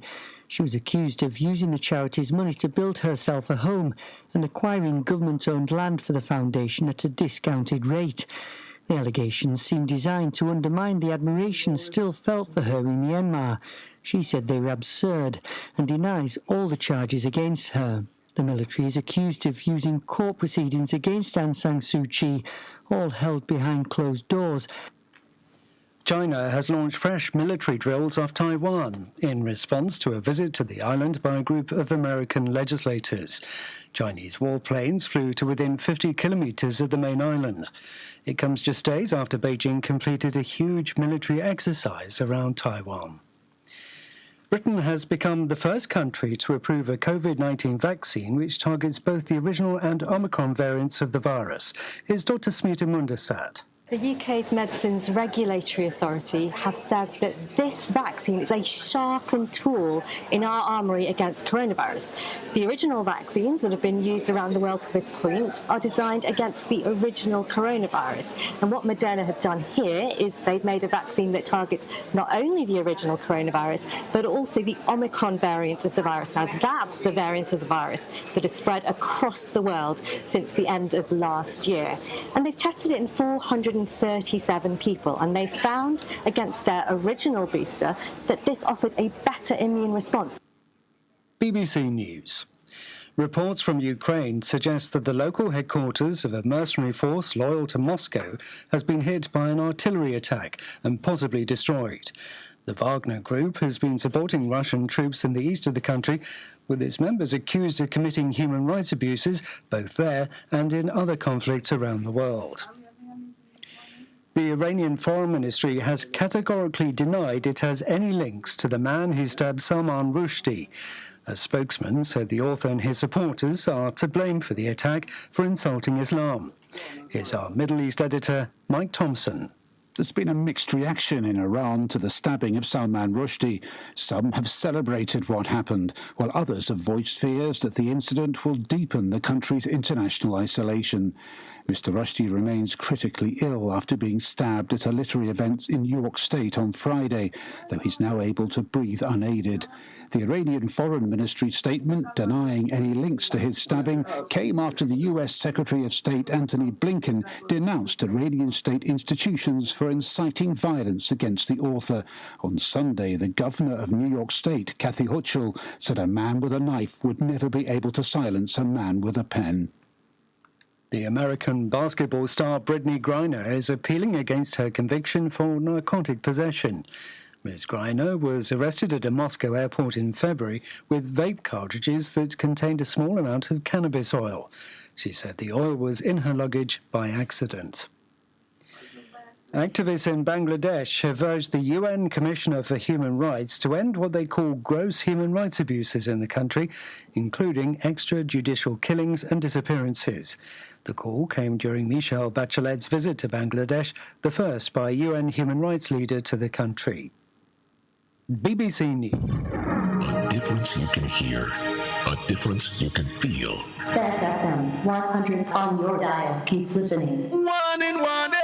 When there is a hurricane warning, button down, tie down, everything. Lift appliances and furniture off the ground and secure your valuable items. If you wanna boat, secure it on land and turn on your yard. If you a fisherman, make sure you turn off every breaker. And before you sleep, turn off your generator. Flooding, that is a real danger. If you live a gully bank, live a bank or low line area. If you see flood waters are rising, get out, get out. Heed the warning. If your land starts slipping and sliding, get out, get out. Heed the warning. Hurricanes gonna happen, so be prepared. A message from the Office of Disaster Preparedness and Emergency Management. Looking to clean your vehicle super clean? 123 Clean Car Wash, located at 2 1/4 Osborne Road, Kingston 10. Entrance on Grove Road, below Tropical Battery. They wash and vacuum, undercarriage wash, engine wash, polish and compound, shampoo and detailing. Call them at 876-631-3400. 123 Clean Car Wash, the best in the business for a cleaner wash. 1, 2, 3, believe me, it's so easy. 1, 2, 3. Half a tree, one and drive, half a tree.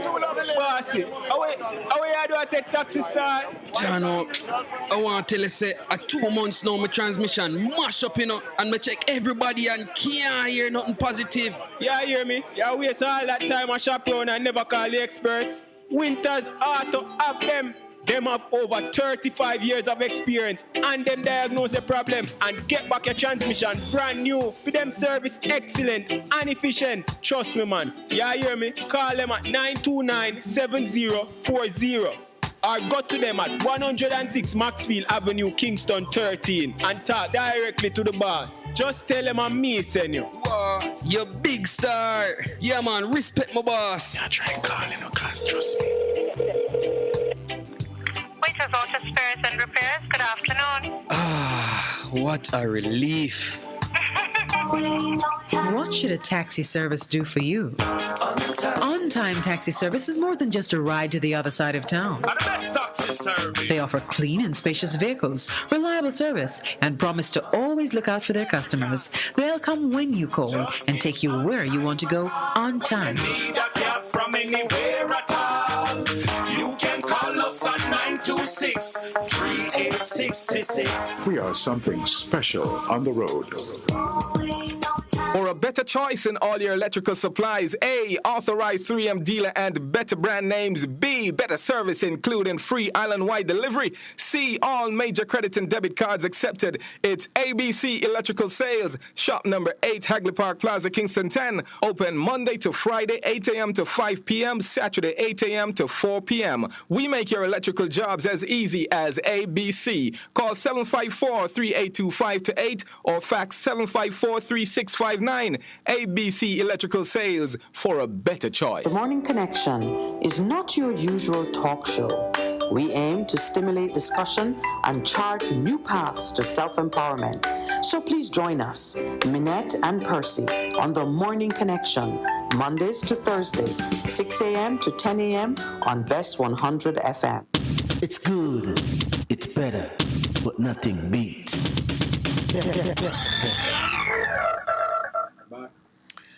Oh, welcome back to the Morning Connection. And now the fun begins. I get to hear what you are thinking concerning this no confidence crisis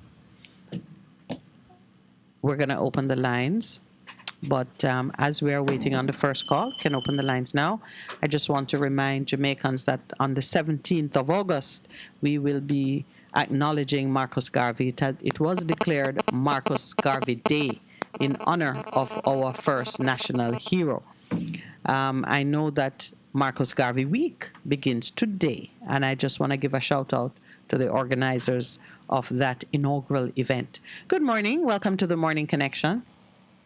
Good morning, Miss Lawrence. Bless up for Franco, you know. Hello, Franco. How are you? I have to call in and join in, but I want to extend the love and respect to Mr. Tony Shaw, you know, straight up, you know. Yes. Yes, a radio station, yeah, me I tell you, boy, freedom for the people of Jamaica, me I tell you, you know. Freedom to the poor, suffering people, the Mr. Tony Shaw, me I tell you. Honor no good.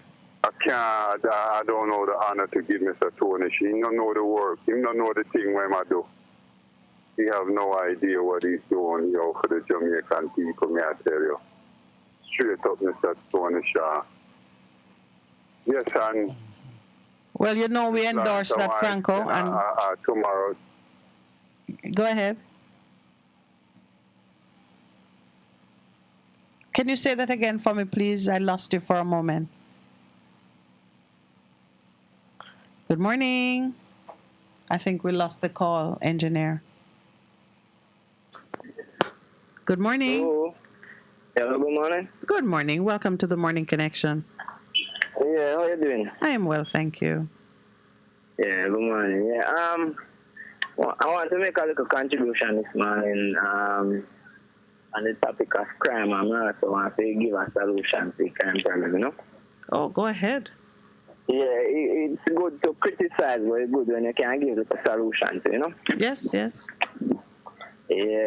you know, crime in Jamaica over the years, you know?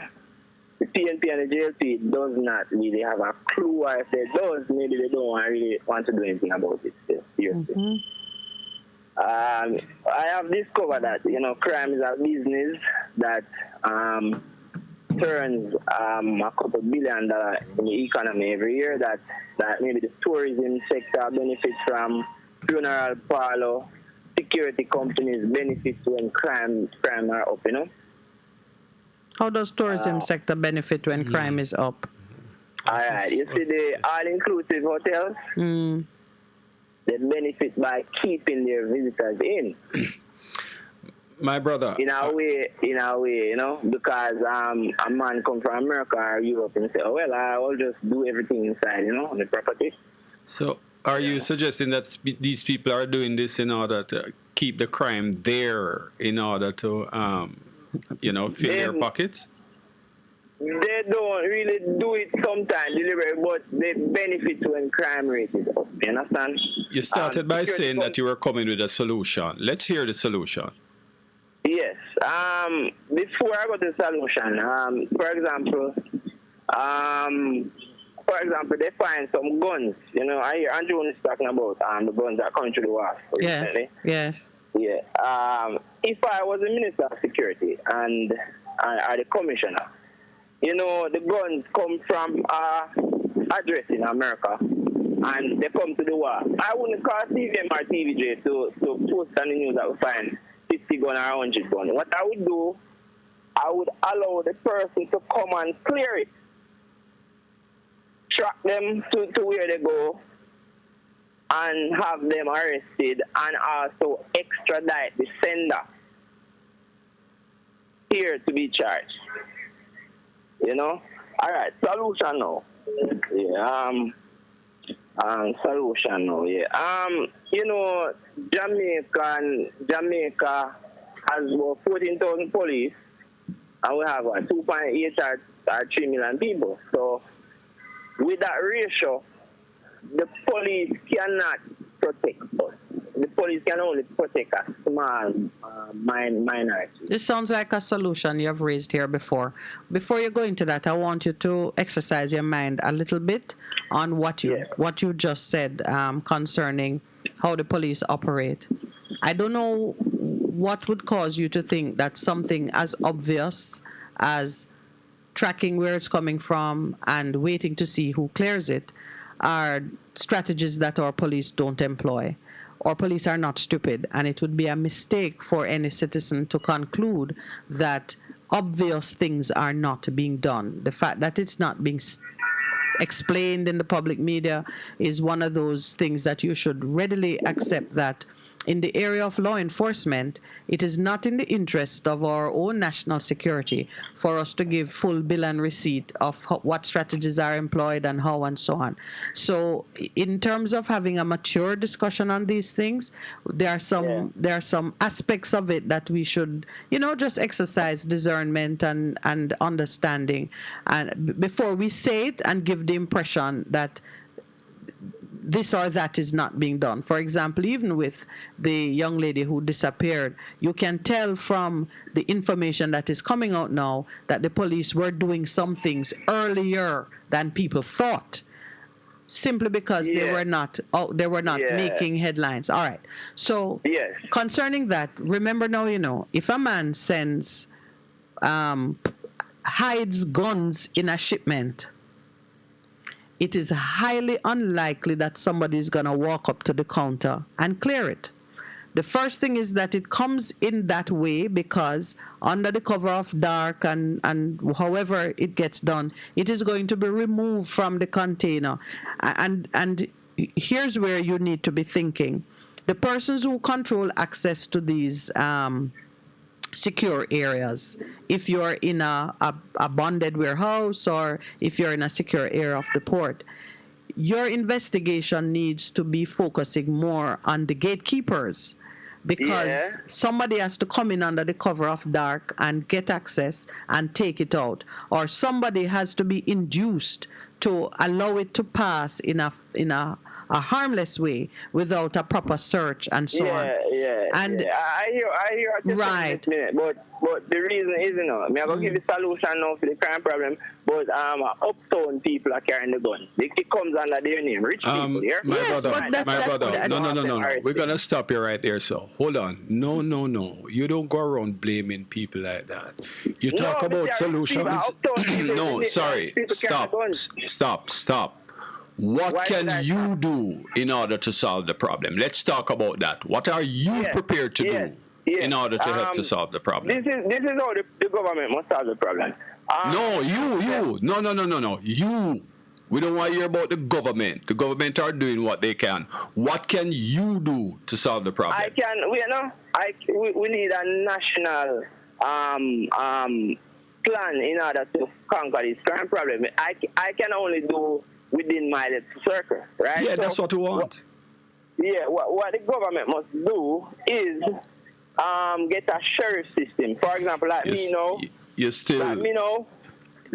who doesn't have a criminal record, use people like me to give maybe like a 50-hour a week when you have time off from work or so, to patrol your own area, and make it easier for people to have access to my brother, even unless you have the expectation of being paid for that work, there is nothing stopping you from doing that right now, In fact, the police are encouraging citizens to come together in associations and provide a certain level of monitoring of their own neighborhood. Not to go and get into standoff with people that might respond in a hostile way, but to keep an eye. If you see something or if you know something, say something. That is a citizen's basic obligation under the covenant. We need to be able, when these gun boys come in. All right. So I don't like your solution, because you're suggesting that law-abiding citizens who have no training in weaponry should be presenting themselves as part of of the police force because the numbers of police are inadequate. So who gonna have time for train people? No, man, we can't. Anyway, that's your solution. Yeah, thank you for your suggestion. I like the point you make about citizens volunteering their time to keep a careful watch on what is happening in their communities. Earlier, I think Lowell was saying a similar thing. It would be a stipend. It would be paid, so the government would save a lot of money, and they would have more security of the island. Because but you would only save money if you're reducing expenditure. You don't save money by increasing your expense and then calling it a stipend or underpaying persons. I think it's time for citizens. If you don't trust the police, then you need to volunteer and do a better job until we work out how we're gonna change the personnel. But thank you so much. We're gonna take another call. Okay. All right, my brother. Cool. Bye. Good morning. Welcome to the Morning Connection. Morning, my lady. Good morning. Morning to the gentleman. I don't really know his name. That's Lowell Lawrence, the producer. Oh, Sir Lawrence. Morning, Sir Lawrence. Morning. Pastor not there this morning? No. I'm waiting to hear how he's doing. All right. Okay. I heard a news this over the weekend where old Prime Minister, give him a little respect. He's asking saying that the opposition must join and nobody shouldn't use crime as a political to get political advantage, which is very noble to say something like that. But before he went on, he must first apologize. But he was the one that has used crime as to gain advantage, Yes. If him don't come out and make that statement and apologize, because he was the one who said, whenever time the PNP is in power, crime, this and that and all, he was the one that started to use crime as a political to get political advantage, So this is genius of him to be now saying something like that without apologizing, without acknowledging. Yes, I agree with you. Because there's a principle behind it which is important and which works. It has to do with repentance and acceptance of responsibility. Yes, man. Yeah. If he don't do that, he's not saying anything. And to the commissioner of police now, that man is a military. I think him joined the army at a very young age, He is training military operations. He think like a soldier. He's a military man. You cannot have a military man operating in charge of the police. If you notice, the police force now is almost like the army, Yep. We need to get rid of this man and get somebody that is a police. I would prefer them to appoint a female with a softer touch to be the head of the police force right now. Because this rough thing where we're going on for over years, not helping. Not helping, we need, because we need more social workers right now, more than police force. Police to solve the crime. Yes. You're very right about that. The core issue, getting to the root of it, requires some changes that come more out of social intervention strategies than paramilitary or, I won't say policing, I'm going to say paramilitary, because policing strategies have a serious component of social intervention. Definitely, because one of the main causes of the violence in this country, is a lack of reason, And it is that it not only affects the crime, it affects school, because if you notice, our students are not doing well in mathematics with cause for critical thinking and reasoning, Yes. So we need to find a way to re-socialize the society.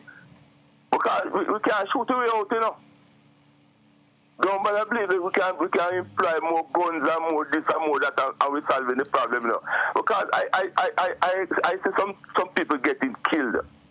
And it's just because of lack of reason, A man come kill somebody, take revenge on an individual. And when he go to the premises I want, he don't find the individual.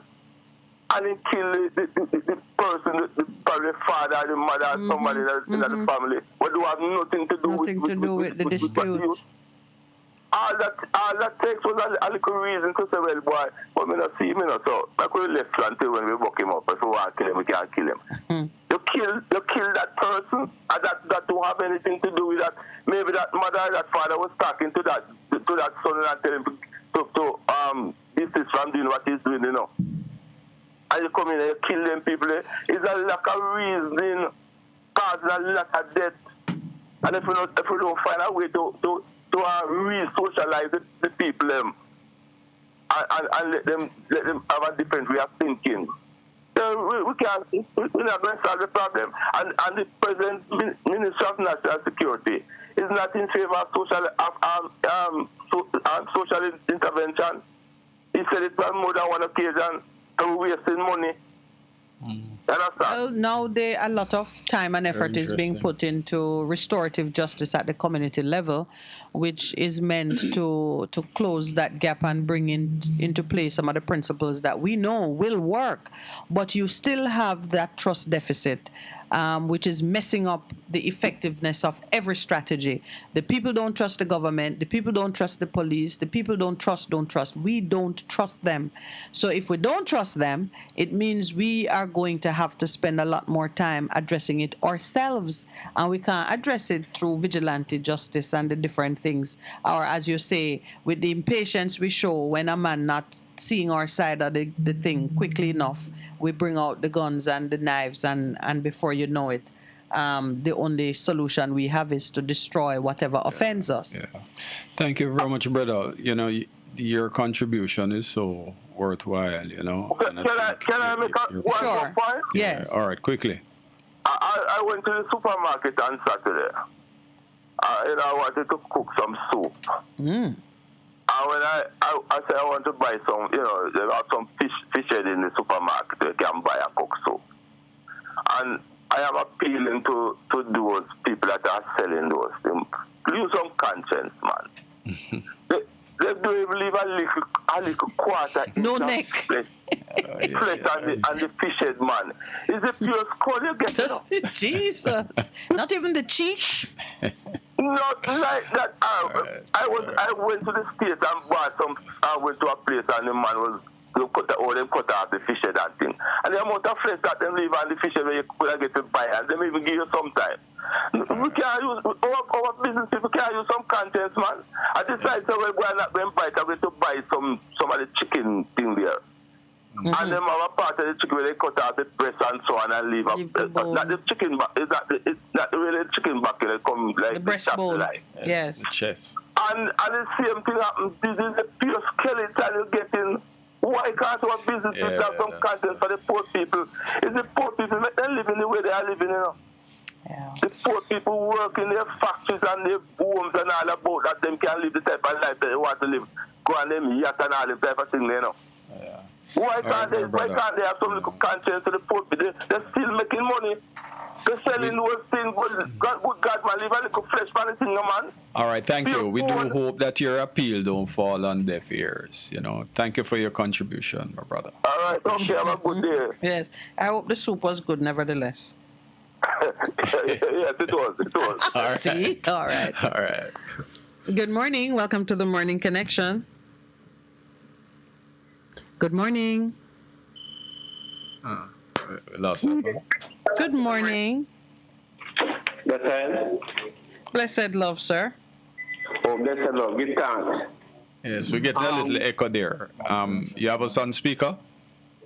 Yeah. Yeah, it's interfering. Good now? Yes. Okay, all right. The first thing, Empress. Yes. Can you reason to someone rationally who is irrational? No, that sounds like you're testing my patience. Not while they're in that state of irrationality. Because what's the name? Hinckley? 80-something% of people their level of rationality is you can't reason people certain way. Understand? All right, now what I really call it now, and the anxiety of the country in reference to the crime situation. Well, I recall Marcus Garvey, when him Earth Strong come up Wednesday. Remember him say, we tell the people them say. That's it? We're hearing you. Okay, yeah. Remember, I tell the people them say, a time going come when this moment, like what me I say now, when it all get too much for the government to handle, right? Them will send for white people and CIA and FBI and white folks to come to Jamaica. So to me remember, you know, me I warn the police them and the soldier them, because when them come, all them go and see is a black man with a gun. Them not go to ask, you know, ID. ID. Yeah. So all them go see is a black man with a gun. So both criminal and police have been a problem when that time comes. You understand? Because all them see is a black man with a gun. But Marcus said to tell them, say, they must give them back the uniform them, but hold on for the gun. All right, my brother. Them get them right. Can you hold a second while we just take a quick break? All right, Rich. Thank you. Thanks. A difference you can hear, a difference you can feel. Best FM 100 on your dial. Keep listening. People, are you listening? If you choose to remain at home after an evacuation order has been issued, you do so at your own risk. Get down, get down! Heed the warning! For a better choice in all your electrical supplies, A, authorized 3M dealer and better brand names. B, better service including free island-wide delivery. C, all major credit and debit cards accepted. It's ABC Electrical Sales. Shop number 8, Hagley Park Plaza, Kingston 10. Open Monday to Friday, 8 a.m. to 5 p.m., Saturday, 8 a.m. to 4 p.m. We make your electrical jobs as easy as ABC. Call 754-382-528 or fax 754-3659. ABC Electrical Sales, for a better choice. Half a tree, 100, half a tree. Bossy, away I do I take taxi start? Jano, I want to tell you, say, 2 months now, my transmission mash up, you know, and me check everybody and can't hear nothing positive. Yeah, hear me? Yeah, waste all that time I shop around and never call the experts. Winters Auto have them. Them have over 35 years of experience and them diagnose the problem and get back your transmission brand new. For them service excellent and efficient. Trust me, man. Yeah, hear me? Call them at 929-7040 or go to them at 106 Maxfield Avenue, Kingston 13 and talk directly to the boss. Just tell them I'm me send you. Wow, you big star. Yeah, man, respect my boss. Yeah, try calling, cause trust me. Winters Auto Spares and Repairs, good afternoon. Ah, what a relief. What should a taxi service do for you? On-time taxi service is more than just a ride to the other side of town. The best taxi service. They offer clean and spacious vehicles, reliable service, and promise to always look out for their customers. They'll come when you call and take you where you want to go on time. From anywhere at all. You can call us at 926-3866. We are something special on the road. Best 100 FM is the authentic voice of Jamaica, promoting your prosperity with better vibes and better music. Let us promote your goods and services for you. Advertise with us. For more information, call our office at 876-276-8935. That's 276-8935. The Morning Connection is not your usual talk show. We aim to stimulate discussion and chart new paths to self-empowerment. So please join us, Minette and Percy, on The Morning Connection, Mondays to Thursdays, 6 a.m. to 10 a.m. on Best 100 FM. It's good, it's better, but nothing beats. Welcome back. Oh, better. All right, my brother. You were saying. Yeah, I was saying concerning what Marcus has said, you know, to them when it get too much for them, them going to bring in white police and white soldiers from America and England, because them something them are see at the head of this country still. And when you say things are going to mash up, you're going to send in a man them. And when them come, them never know who are police and who are bad man. For all them all see is a black man with a gun. So we see that know what go on, I make them know, you know, both Batman and police. And even Empress, let me tell you about an experience that I was in a south side when them came for Dodos. I was there at south side, standing up right at South Camp Road and Tower Street when I saw the contingent of American Larry come down South Camp Road, crossing over Winward Road. Right, and I stood there and saw when them go round. And I remember, Empress, when I was there, because my mechanic, he was done amongst them time, my mechanic, you know, but he was a good mechanic. He used to write tattoo. Anyway, when them call from Tivoli, say they must come help, sit down to them with amongst them and say to them, say, where you all going? Them say, well, the man, them call to help. So, Mr. Bredin, listen to me now, no? It's not Jamaica do this operation, you know. It's England and America, right? Them Monday, them can't make one phone call and one plane load a shot can land at the airport. When phone go bullet done, which far now get bullet? So the gun no make no sense against them people here, Brethren. You can't use you can't use the gun to say defeat them people. It no make no sense because we not have no bullet factory and we don't know if we don't know what the gun they make. You understand? So them things are silly, you know. And as I say, are true Christ, you know, are the consciousness of Christ, you know. And go on tell my people say, you see, a promise is a comfort if you're full. You understand? So the next thing now, Empress, the last thing, your South Africa experience. Yes. But me say, I lead on them business. I go ask her that question on Monday. What's the question?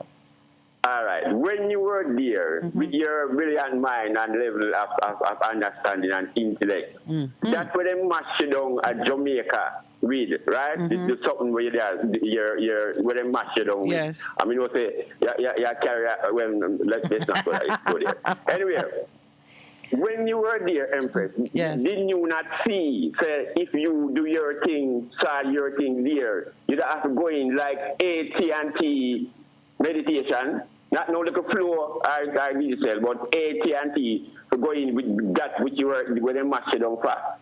You never see that? I don't know what you mean by AT&T. What do you mean? Are you asking? The level of the volume then. Yes. Oh, yes. It would have been big business. I mean, I had the opportunity to, you know, look at what had happened in Zimbabwe with the man Strive, who set up his and is now like a powerhouse. Right. He fought through what he needed to get through, and his business is now huge. I would not have minded the fight if I could have. Well, you ask a ticklish question because I know that. I mean, that one it requires. But I could have survived. If you're asking, could I have survived? I could have survived. Yeah, in terms of no. Pound for I'm pound. not talking about survival. I'm not talking about you being Yeah, man. Yes. When I say survive, I meant you will get a fight when you're trying to do something new. But there are some fair fights that you can stay in the game, win that fight, and go on to grow. In Jamaica, it's not a fair fight. True. Because they not give it our card to play. We not play a game, but we not get share our card. There you go. Because for me to be in a fight to do business in my country and find that the enemy I'm up against is the American government. I mean, where on earth does that happen? So then, Empress, if you were in South Africa, due to the volume of people and due to the island where you're born, because I know that I've been there and lived there, I know that we are revered. Yes. Listen, man. In Africa. But the next thing again, now, your friends, them, your combo of them. Yes. Who, whatever the nature of their discipline, when you're there South Africa, you know, see say if them was there, how them could have bigger rate. Yeah. You know, see that? Yes, sir. You make a. Yeah. You tell them? They already knew. They already knew. All right. We're going to have to continue that privately. Thanks very much for calling. Good morning. Welcome to the Morning Connection. Good morning. Welcome. I wanted to make a comment on what my brother there was saying concerning Marcus Garvey, because many times we quote Marcus Garvey. He was a prophetic man, and we quote Marcus Garvey in some situations. All right, we'll return to it. Good morning and welcome to the Morning Connection. Hello. Hello. How are you? I am very well, Rusty. Long time. Brother Rusty, morning. Tell me something. Yes. What do you want Mr. Bunting to do now? Tell me. You're next. You will stay beside you. Yes. You don't have to criticize Mr. Bunting. Look how much time your opposition called to consensus about crime. You never right, so let me. Yes. Your opposition called to consensus a lot of times. So let me ask you then, Rusty. Do we need a consensus? Eh? Do we need a consensus? Do you think? For what? For what? The consensus on crime. Do we require agreement between parties, whether it is Jamaican political parties or Jamaican people and government and police? Do you believe that we require a consensus for? Is the government really responsible? No, Rusty, I'm asking you a different question. I know who's responsible, but I'm asking you because you've called me, so I assume you don't just want to yell at me. You want to share something with me. So I'm asking you, do you think a consensus is necessary? Whomever is responsible, should people have a common agreement on how we're addressing crime? Of course we need a consensus, but this government don't want any. All right, so I'm going to ask you now, if we need a consensus and we have a government that is stubborn and boneheaded and don't want to be, they say they want to be there, but they don't behave as if they're going to be there, does it get better or worse if the opposition enters into a fight with them by behaving in the same way? That's the point that I was making about Mr. Bunting. Your position is not into a fight. Your position is not into a fight. Which fight your position is into? That is how I would describe Mr. Bunting's response. That's the point I was talking about. Yes, then let me talk. Rusty, you putting something on it. Rusty, putting something on it. Rusty, you are arguing along party lines. This is not about party. This is about the people. Mr. Bunting was there before. What did he do? What do you mean? What did he do while he was there? What do you mean? So crime did stay when Mr. Bunting was there. So crime did stay. So the severity of it matters for this discussion? I don't need to tell you. All right. It is clear that we're not going to get anywhere with you dealing with it like this. Rusty, the question... You don't just come here, man. You live here, man. The question... You ask me to tell you. No, the question... Rusty, the question that I am putting to you is this. Do you think that the conversation about a consensus, whether we can have one, how to have one, does that conversation become more possible or less possible when both parties are accusing each other of mistakes, who is responsible, who say you can leave the door open, who discovered that it's bigger than they really thought? What the government is making a mistake. Your position is not making any mistake. Is the government making a mistake? Is the government is in power? Your position not is in power. All right. So then by that token, it means that one hand can clap. The government would deal with it. I collect with tax dollar. It go deal with it. If your position not collecting the money for the tax dollar power, the government go deal with crime. Well, you know, all that... I government is not be jump down pan. The jump down pan is a bunting. About crime. The government is not a big pan. All right, Rusty. All right. Have a good day, my brother. Don't get up and pick up Mr. Bunting. All right, Rusty. Good morning. Welcome to the Morning Connection. Good morning. Welcome. So, one of the fundamentals for any kind of consensus is that persons can speak. Good morning. Welcome.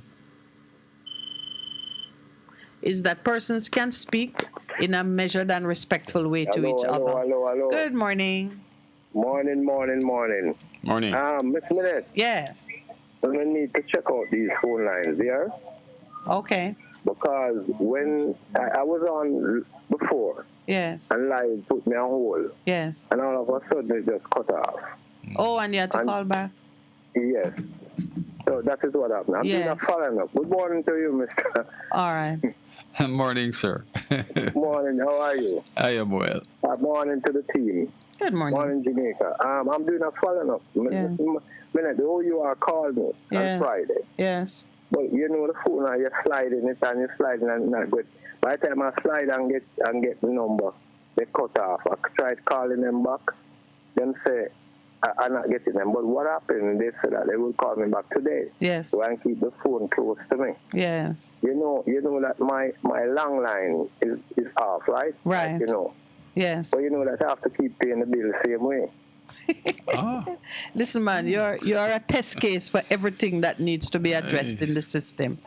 When I spoke to the regulatory vice president or whatever regional official, he said to me that there were some issues concerning the fixed infrastructure that they were addressing, and I hope they got back to you or you have been able to speak to them. I will check on it today.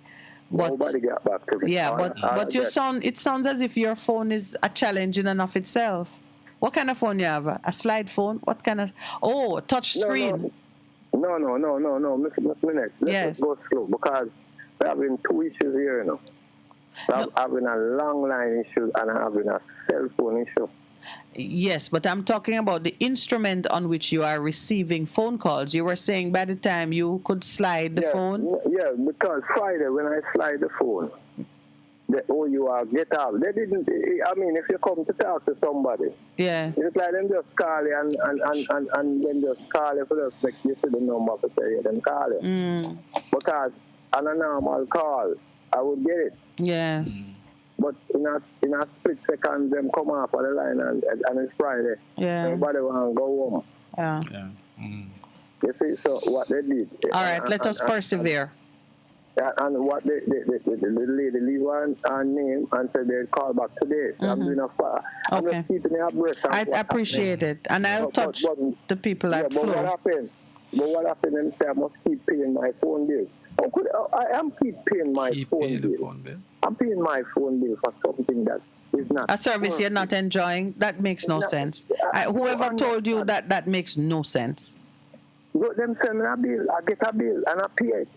I pay $2,950 for on your landline. On a landline that's not working.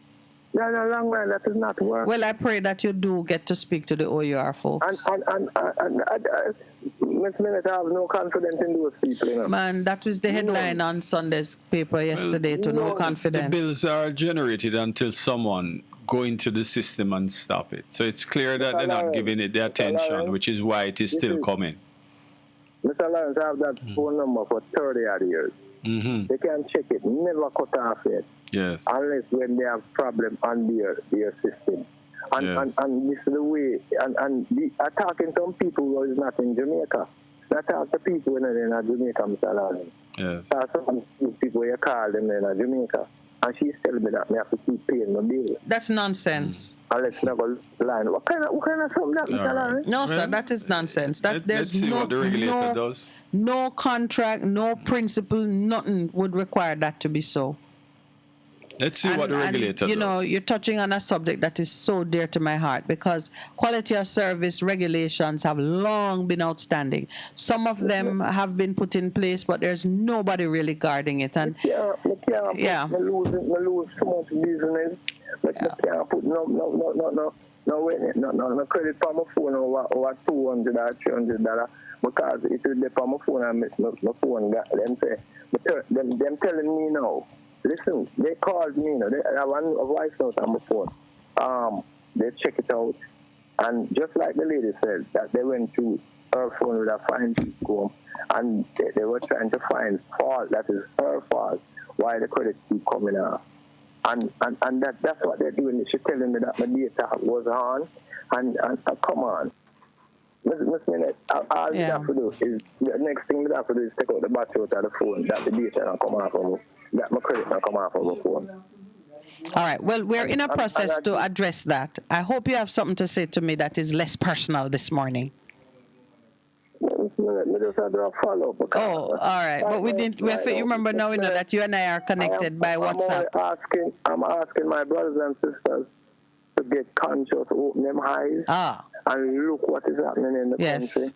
Mr. Tony Shaw, a blessed one, sir. Up, sir. And you are doing a good service to Jamaican people, sir.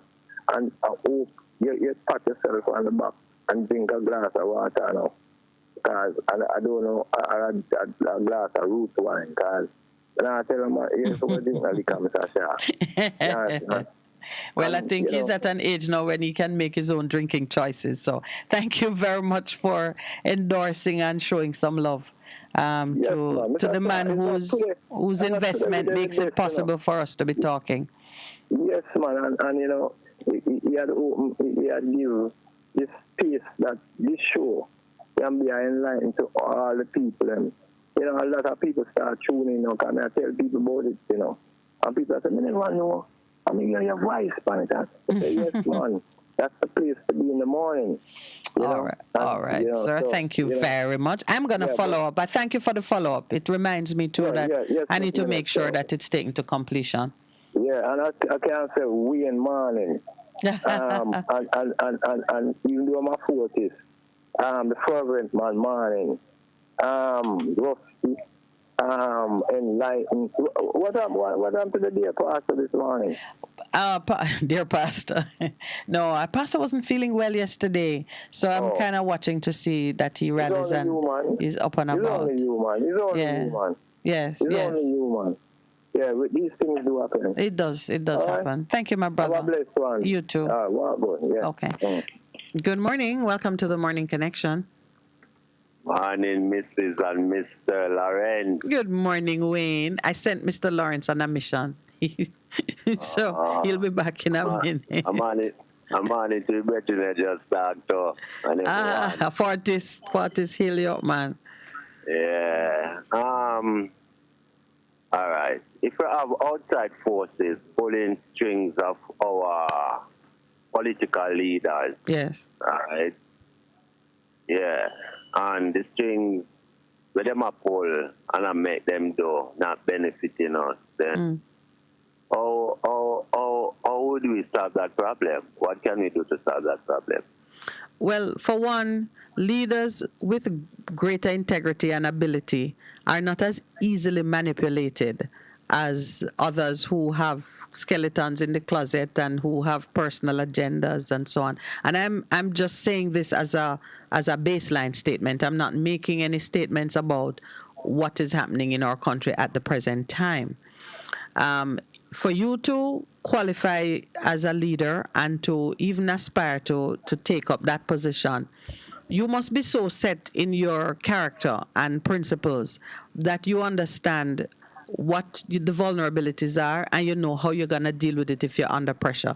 That's why you'll see some people walk away from a job or a position when it reached the level that they know they cannot give you the performance that the job needs. We don't see a lot of that happening in Jamaica. People have to be pried away from the jobs. They will stay there until some of them look like they might even want to be in prison and still have the job. It's a matter of character and integrity. I want to say something, though, about international policy and international relationships. You always want to have good relations with your neighbors. And by that I mean that you want to have their agreement and support when things are to be done, but you don't want them to be on your payroll, so to speak. You don't want to be responsible for them financially. whatever you need to do to ensure that your neighbors around you are healthy enough not to become a problem for you, you will do it. So there is a robust system of international aid and cooperation that ensures that whatever is too close to you to cause discomfort doesn't overflow onto your shores. It is, I think it would be unreasonable and not wise for Jamaicans to believe that Britain and America and Russia and all the bigger international countries have their eye on us as a pawn to be manipulated, and they want to spend time thinking about how we can entrap the leaders of Jamaica and so on. Just as we are minding our own business and trying to be safe within our boundaries, so are others. But you're going to want to trade with other countries. You're going to want to be able to visit them, whether for cultural or for business-related purposes. And you want to know, to some extent, that they are practicing philosophies or they have laws that are compatible with yours. So when your people visit and when things happen, you are not exposing your own citizens to danger. I am not of the view, I'm not paranoid about America and Jamaica and so on and so forth. I think that there's a way that we can live peacefully and well enough being a close ally or have a close relationship with other countries. Of course, you want to build good relationships with your own so that you have strength that you can call on if there are issues, not military issues now. I'm talking things that are happening that you require the cooperation of another country, and you might say to this country who have a better relationship with them, lobby for me, intervene in this issue, or let's vote together because you have something they need and they have something I need. I'm just laying that foundation for us to continue the conversation. Yes, as I asked the question, Yes.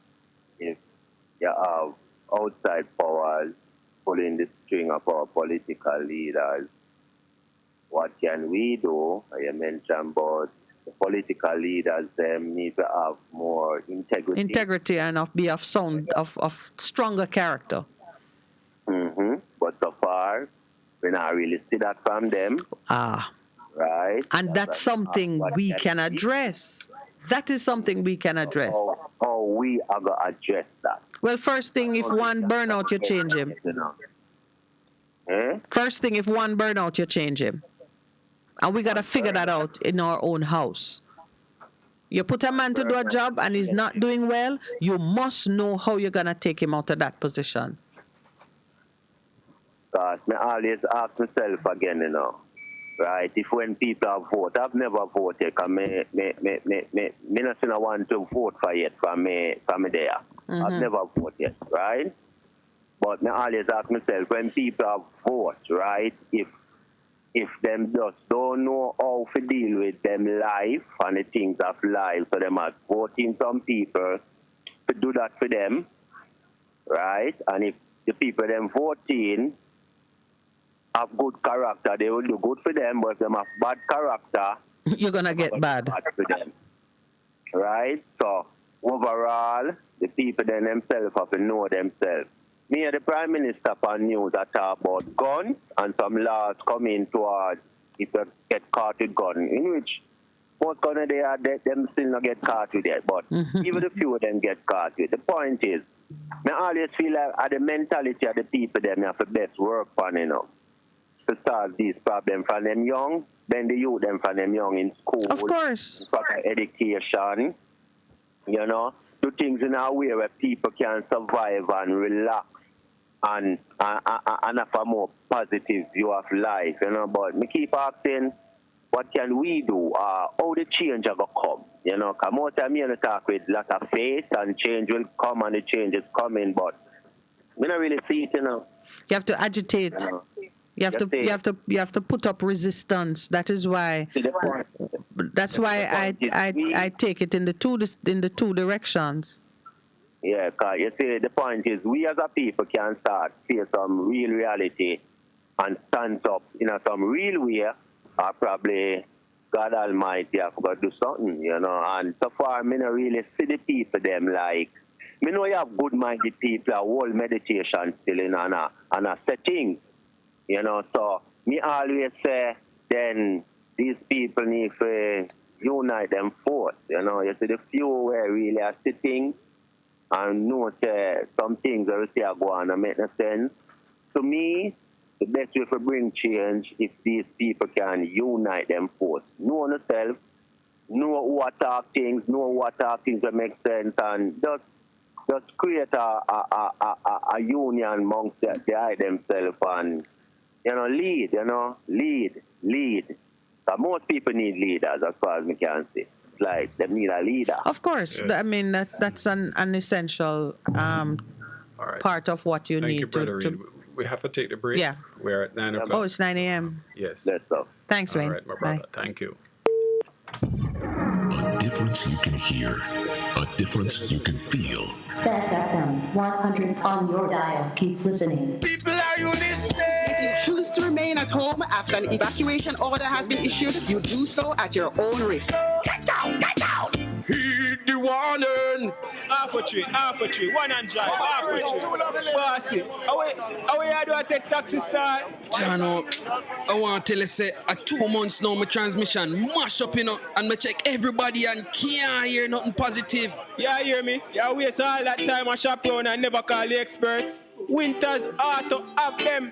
Them have over 35 years of experience and them diagnose the problem and get back your transmission brand new. For them service excellent and efficient. Trust me, man. Yeah, hear me? Call them at 929-7040 or go to them at 106 Maxfield Avenue, Kingston 13 and talk directly to the boss. Just tell them I'm me send you. Wow, you big star. Yeah, man, respect my boss. I try calling you, cause trust me.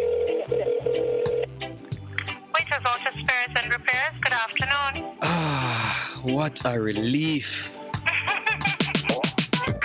Say, let not your hearts be troubled. Just believe in God Almighty and daily renew the mind. As we live in this time when fake is more valued than real, lies prefer the truth, the unnatural put above the natural. This is Lady Donna, aka Double D Donna, with a new song, Almighty Jah, encouraging your people to keep the faith. God will make a way. Get your copy today. It's on all digital platforms. Lady Donna Official on Instagram, Facebook, AsujaRecords.com. For bookings, Asuja Record label at Gmail. Almighty Jah! The Morning Connection is not your usual talk show. We aim to stimulate discussion and chart new paths to self-empowerment.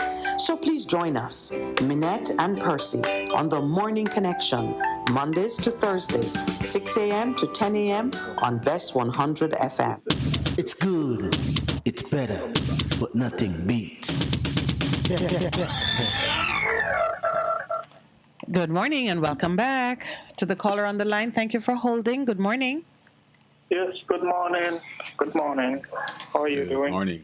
I am well, thank you. How are you? Yes, I'm fine so far. I hear somebody call about the credit issue that like some credit was missing off of them phone. Yes. Yeah, it happened to me the 18th of March in this year. I have two numbers that I always top up on. Lime, I have two Lime number. On the 18th of March, my credit was missing. I called them the following week. I explained to them, told them that my credit was missing off of my phone. They said they're going to look into the matter. The next time again when I add on credit, it was a setting.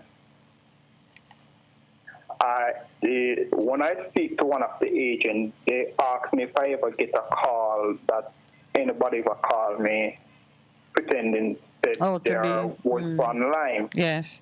And I told them yes, some time ago, but I did hang up the phone off of them and thing. Then they must say basically the person they might hack my phone and so forth and take up my credit And I told them that should have been phone responsibility to protect the customer them and so forth. Them say them gonna give me back my credit.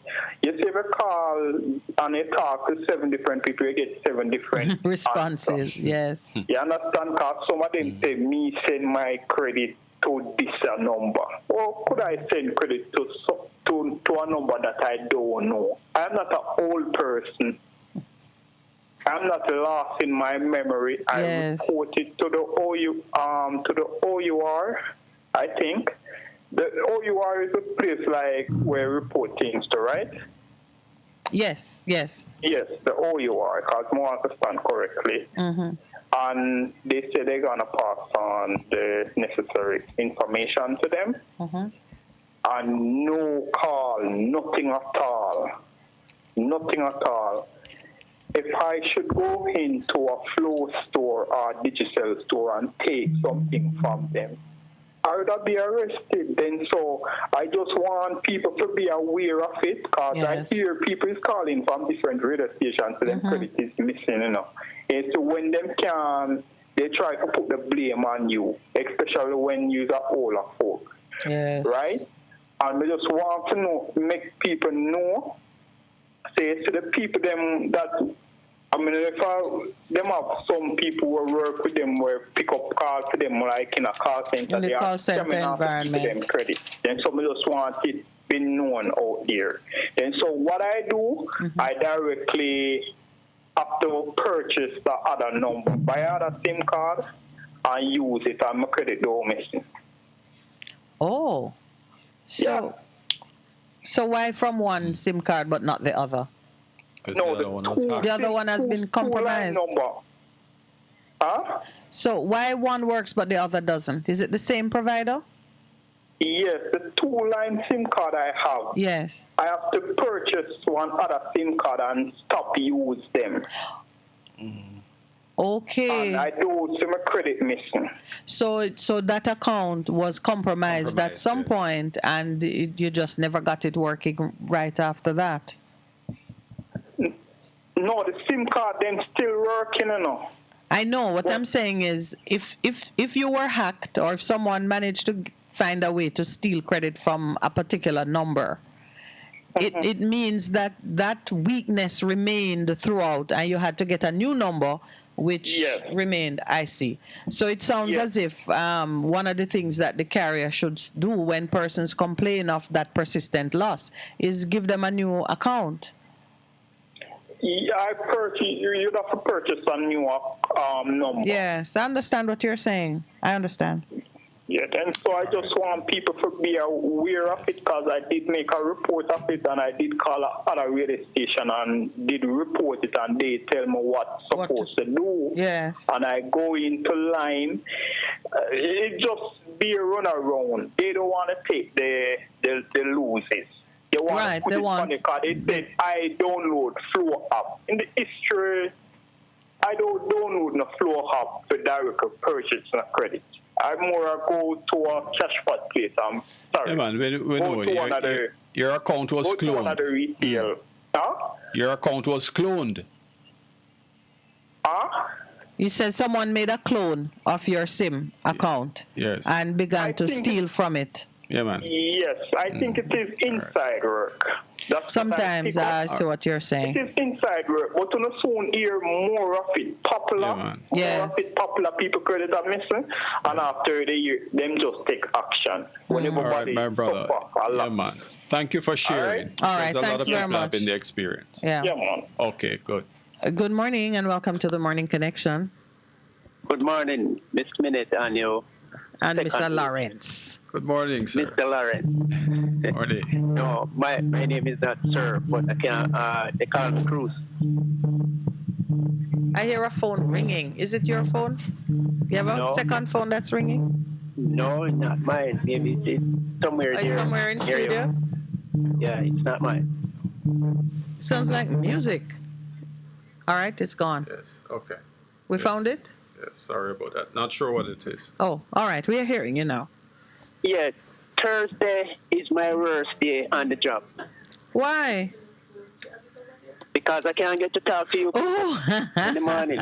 All right, we're going to fix that. I give you a commitment that we'll fix that.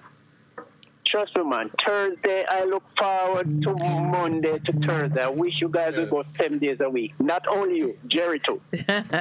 All right, so I don't feel special is what you're telling me. I only listen to Best 100. It's the truth. You know, so we thank you for your business, sir. Huh? We thank you for that support. We really do. You know, we were earlier celebrating, just acknowledging Tony's birthday, and Best FM is Tony's baby. Yeah. And I know I get you people some business. I think it was Tuesday or Wednesday. When Africa Love called in and mentioned you and Kabu. Oh yeah. And he didn't mention Mutabaruka, so I called Jerry and said, how come he didn't mention Mutabaruka?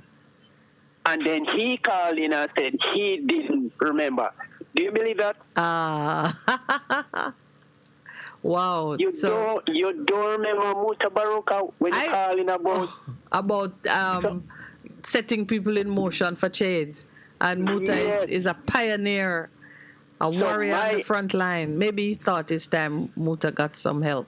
My son mom, no, she was arguing with me that he's telling the truth that he forget Mutabaruka. I said there's no way he could forget Mutabaruka. Impossible. And she was going on and say yes, he can forget. I said I forgot my age in the week gone, but that's different. How is it different? Not the same brain and memory function. No. You don't forget a name like Mutabaruka on radio. That's impossible. Yeah. So after that, Muta came in. Some people call Muta, and he came in and they were talking. So I helped out there. Oh yes, what? You were a busy man. Yeah. But one of the downsides of doing the early show is that when you leave, you can listen to the radio until you get home. But by the time you try to get caught up on your day, you don't get to share as much. So you know, the first time I listened to Jerry Small. Yes. I was coming from Kingston or going to Kingston, I don't remember, in a bus. And I heard this man on the radio, and it was the first time I heard him. He was not on the station, by the way. Right, I know, because he has a story. And he was talking some things against those pretty close people. Right, you know who I'm talking? I think so. And I said, they're going to get rid of that man, because it was not long before that they get rid of this man from I think it was university. He did a study on age, and what he came up with was that it was a homosexual. Yes. A long time you're talking about. Do you remember that? A long time you're talking about. Yes, so I think it was after that I heard Jerry on the program talking like he's not agreeing with them and that. And I said, they're going to get rid of him off the station. So I don't know if that was the reason why he left that station. But have you found that there's a little more tolerance now for freedom of speech as it touches and concerns some of those matters? Miss Minute? Yes. There's some people shouldn't have freedom to do certain things, in my book. And you know what? That is a part of the freedom that you enjoy. Yeah, but my freedom, what if I want to get rich and I should just walk into the bank and rob it? Isn't that my freedom? Yes, and it's the police freedom to shoot you on sight. Right, but some freedom is wrong. And guess what happened now? The police would be excused from liability for shooting you, but you would not be excused from liability for robbing the bank. Well, so the question is all about... All those laws are man-made.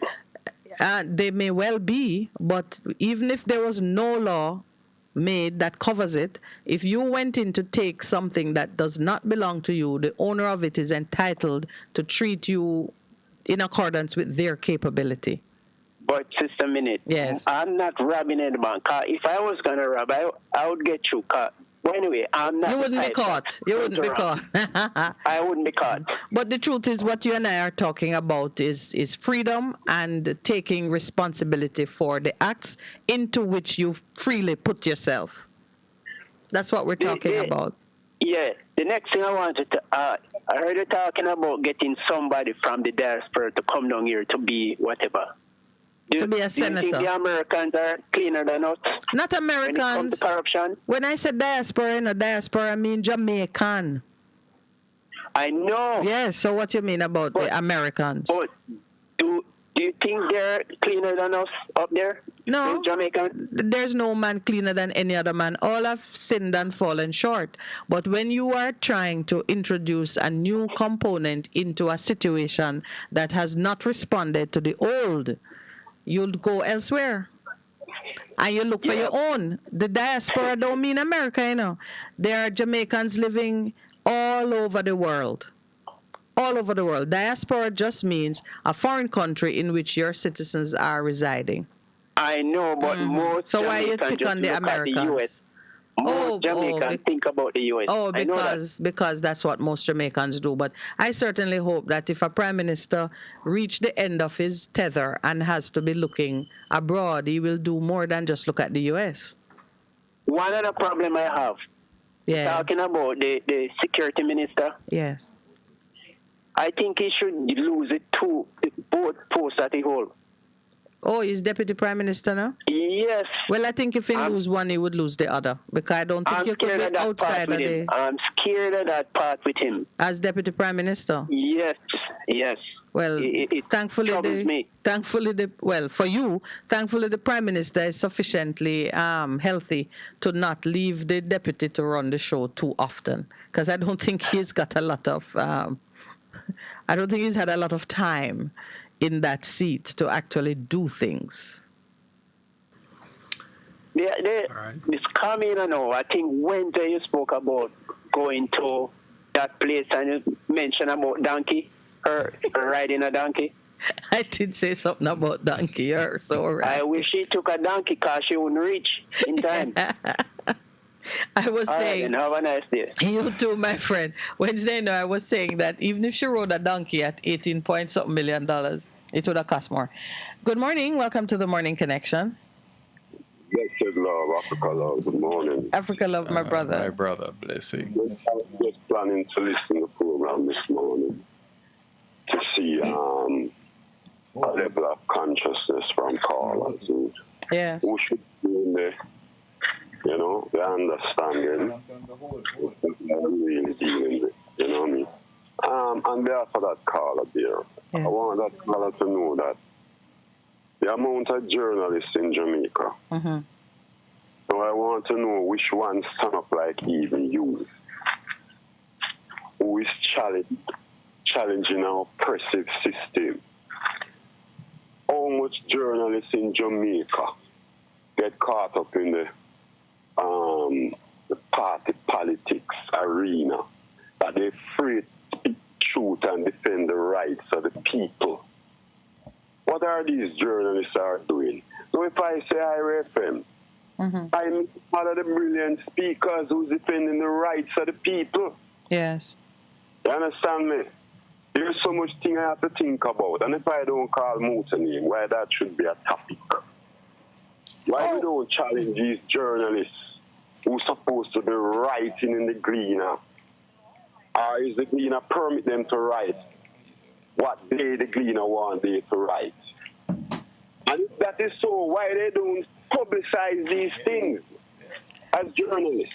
Well, can I bring something to your attention? I'd like to know what you think about what's going on now. Have you noticed that for the last week or two, the Gleaner has been slowly putting out stories and covering the findings of the poll that they commissioned, which has brought into the public conversation a lot of the issues that have been troubling us. But now it's not just one or two persons saying, this is my view. they've had a social scientist, a pollster, go in and speak to over 1,000. They created a sample of Jamaicans and they asked them some questions. And the answers that are coming out, I'm sure it comforts you to know that Jamaicans feel the same way, on average, about the things which we talk about. That was paid for and is being done now by journalists. Do you think that that is a good move? Because we've been asking them to do it, and I see them doing something now. What do you think about that? I welcome every positive move. Yes. Move for the rights of the people. Listen, we are to denounce wrong, you know, and we are to fight wrong.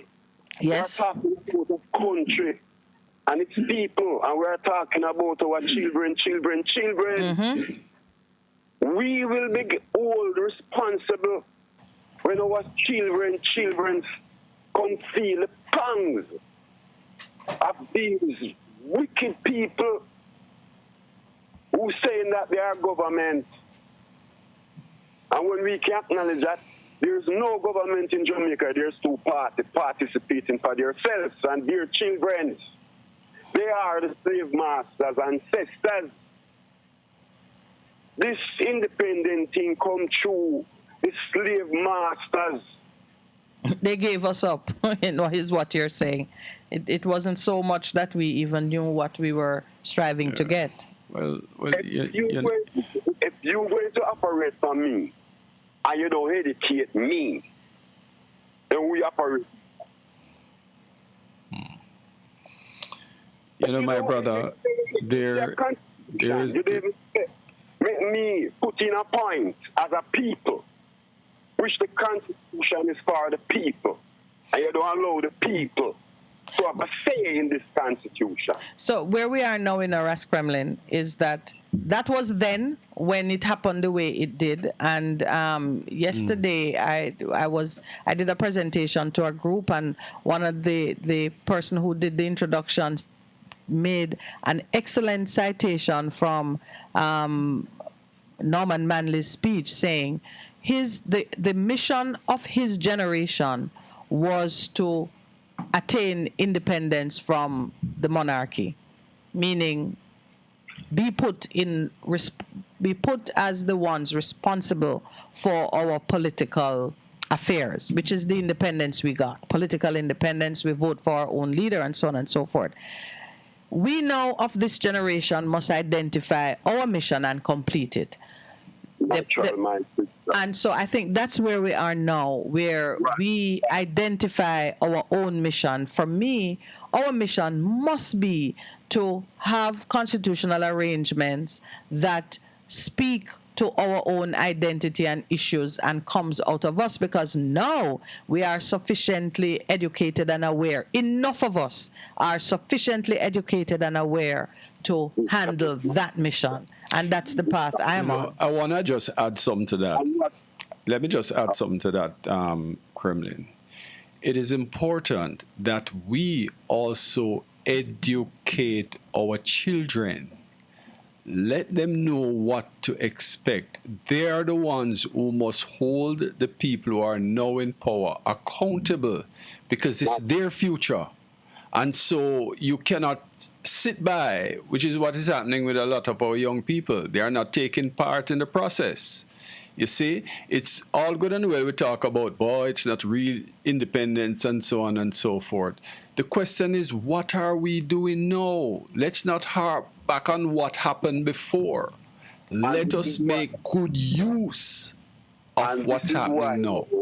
We hear now the Best FM, the IRA FM. This is what we are preparing now. That our children's eyes must open to the party psychology where them unknown upon we. This is what we are doing now. It's just that the youngsters them not paying no time to this. Right? Because listen, you have all a youth in my 15, 16-year-old and possibly have 3 picnic, you know. You get 3 picnic, you know. Him sometimes never have time to say one hear no radio and that.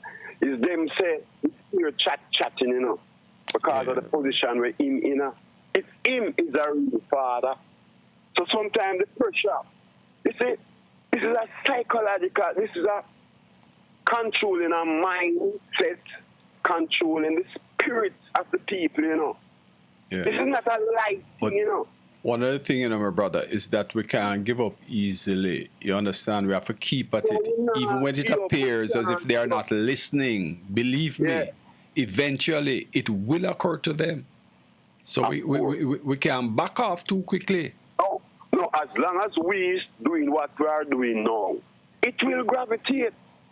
The word must take hold. The truth must come to reality. Of course, I believe that, Kremlin, and that is why the truth is we need more time for discussions like these. And that is why we do need more time. And I'm not upset with that, Virgin, you know. Oh no, sir, that can't be. It only shows, you know, that he is in agreement with you, and him have one more person that he would have called. That's all it shows. I want him support what him daughter say. Yes. I want him to support what him daughter say. One can't forget, and if and everybody don't have all the complete answer. But thank you very much, my brother. Thank you, my brother, for the wisdom. Yes. Good morning. Welcome to the Morning Connection. Hello, good morning and welcome. Good morning, Neville. Morning, Neville. Yeah, morning, Mr. Lawrence. Morning, everybody. The needs will be launched next week. You sound excited. No, I'm not excited over these things because most of the money that they get to advertise the needs, they're not advertising the needs to educate the people as to what to come. Yes. And then the digitalization of the economy going to swamp up a lot of what they call non-essential labor, unskilled labor. Neville, I'm going to ask you, just remind us some of the concerns you have in relation to the needs and its impact on the people, because we don't want, anything to be lost. No, what that means that is the banks that really needs the needs, and they're working through the government. Right.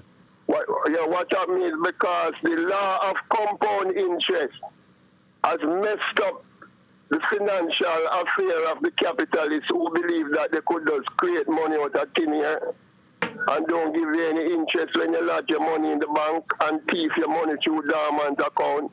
Right. Most of the money in the system now is invisible money.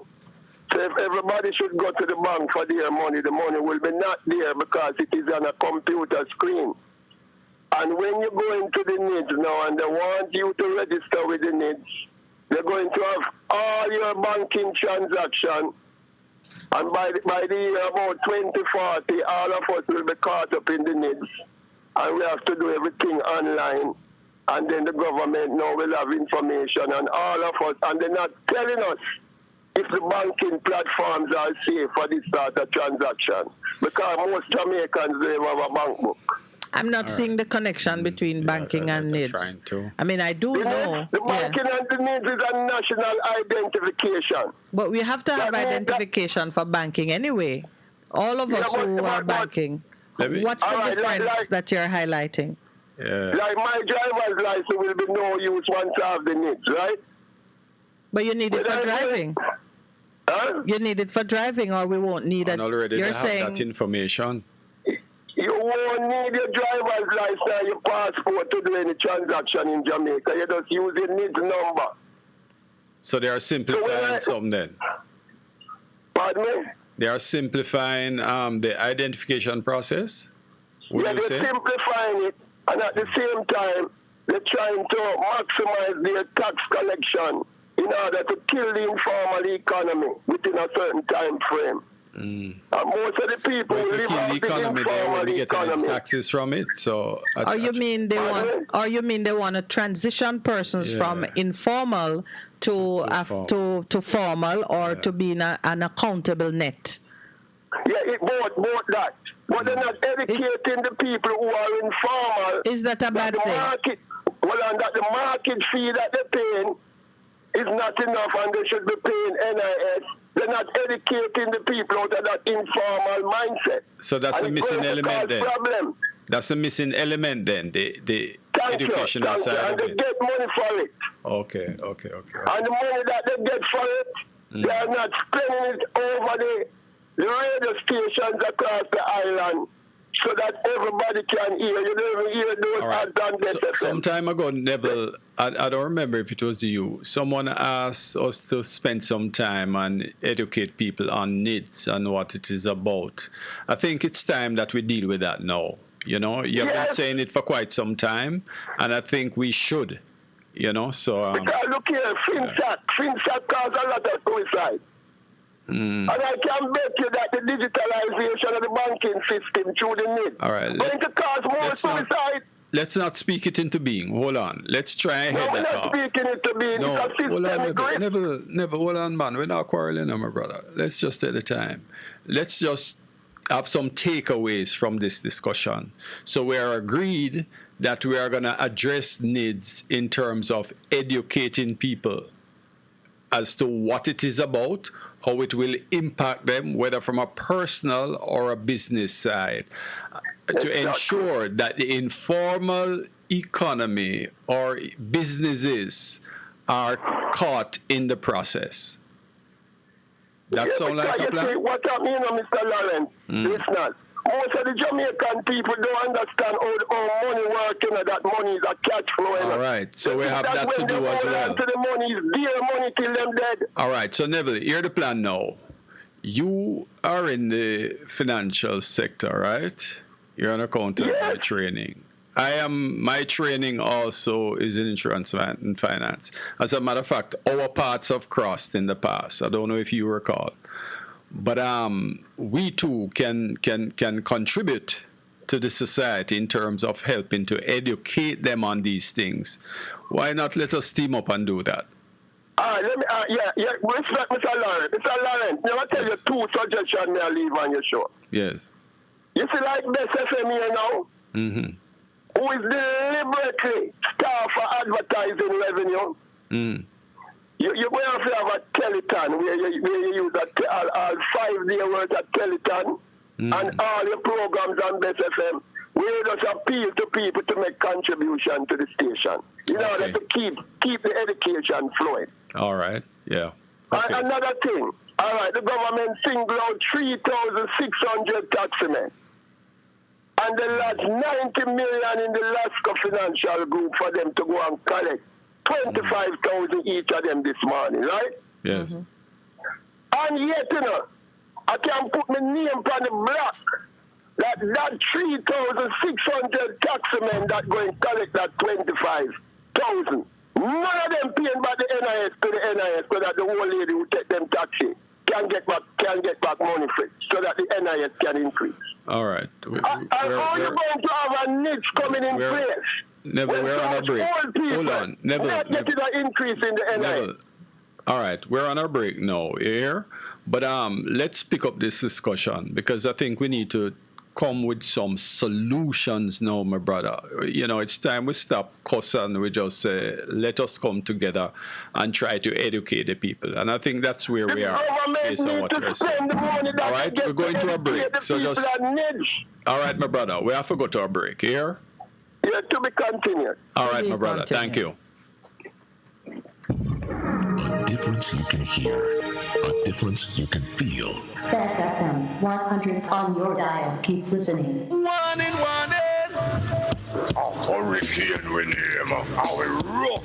Whether we are man hurricane or woman hurricane. We want you to know that. We come up and mash up buildings, blow down things and just like blow out this. We no ram. We no respect no one. So not take no chance with we. Listen to Hot Prem and prepare. Hurricanes do happen. So be prepared. Yes, be prepared. A message from the Office of Disaster Preparedness and Emergency Management. Half a tree, one and drive, half a tree. Bossy, how do I take taxi start? Jano, I want to tell you, say, 2 months now, my transmission mash up, you know, and I check everybody and can't hear nothing positive. Yeah, hear me? Yeah, waste all that time I shop around and never call the experts. Winters Auto have them. Them have over 35 years of experience and them diagnose a problem and get back your transmission brand new. For them service excellent and efficient. Trust me, man. Yeah, hear me? Call them at 929-7040. or go to them at 106 Maxfield Avenue, Kingston 13 and talk directly to the boss. Just tell them I'm me, send you. Wow, you big star. Yeah, man, respect my boss. I try calling her, cause trust me. Waiters, Auto Spares and Repairs, good afternoon. Ah, what a relief. What should a taxi service do for you? On-Time Taxi Service is more than just a ride to the other side of town. They offer clean and spacious vehicles, reliable service, and promise to always look out for their customers. They'll come when you call and take you where you want to go on time. From anywhere at all. You can call us on 926-3866. We are something special on the road. For a better choice in all your electrical supplies, A, authorized 3M dealer and better brand names. B, better service including free island-wide delivery. C, all major credit and debit cards accepted. It's ABC Electrical Sales. Shop number 8, Hagley Park Plaza, Kingston 10. Open Monday to Friday, 8 a.m. to 5 p.m., Saturday, 8 a.m. to 4 p.m. We make your electrical jobs as easy as ABC. Call 754-3825-8 or fax 754-3659. ABC Electrical Sales, for a better choice. The Morning Connection is not your usual talk show. We aim to stimulate discussion and chart new paths to self-empowerment. So please join us, Minette and Percy, on The Morning Connection, Mondays to Thursdays, 6 a.m. to 10 a.m. on Best 100 FM. It's good, it's better, but nothing beats.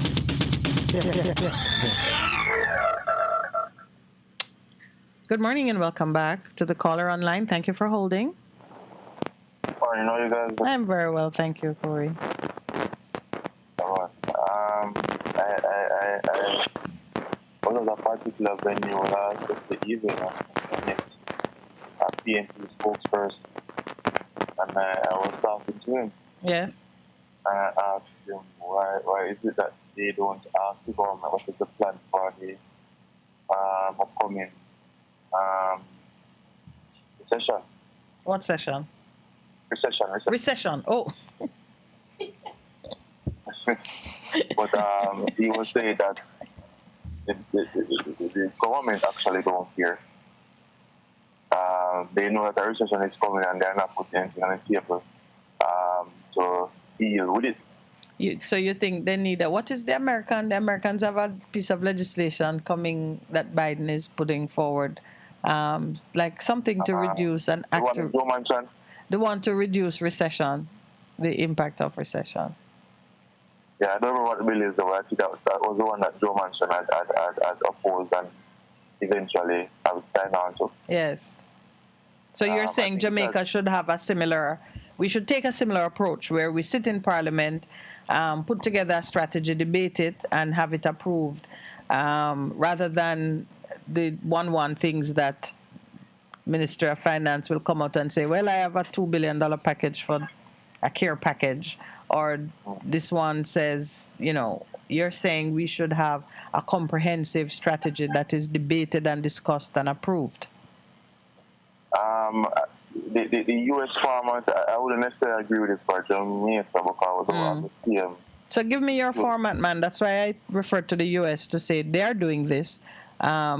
What kind of approach what should Jamaicans be looking for at this time? For me, I think the idea of focusing and paying debt while everything else suffers, I think that's the wrong approach. I think that approach needs to be changed. I think we need to look back at this whole idea of bringing down GDP. That's the GDP. So 60% by, I think it's 2030 or somewhere thereabouts. I think we need to extend the time. I think we need.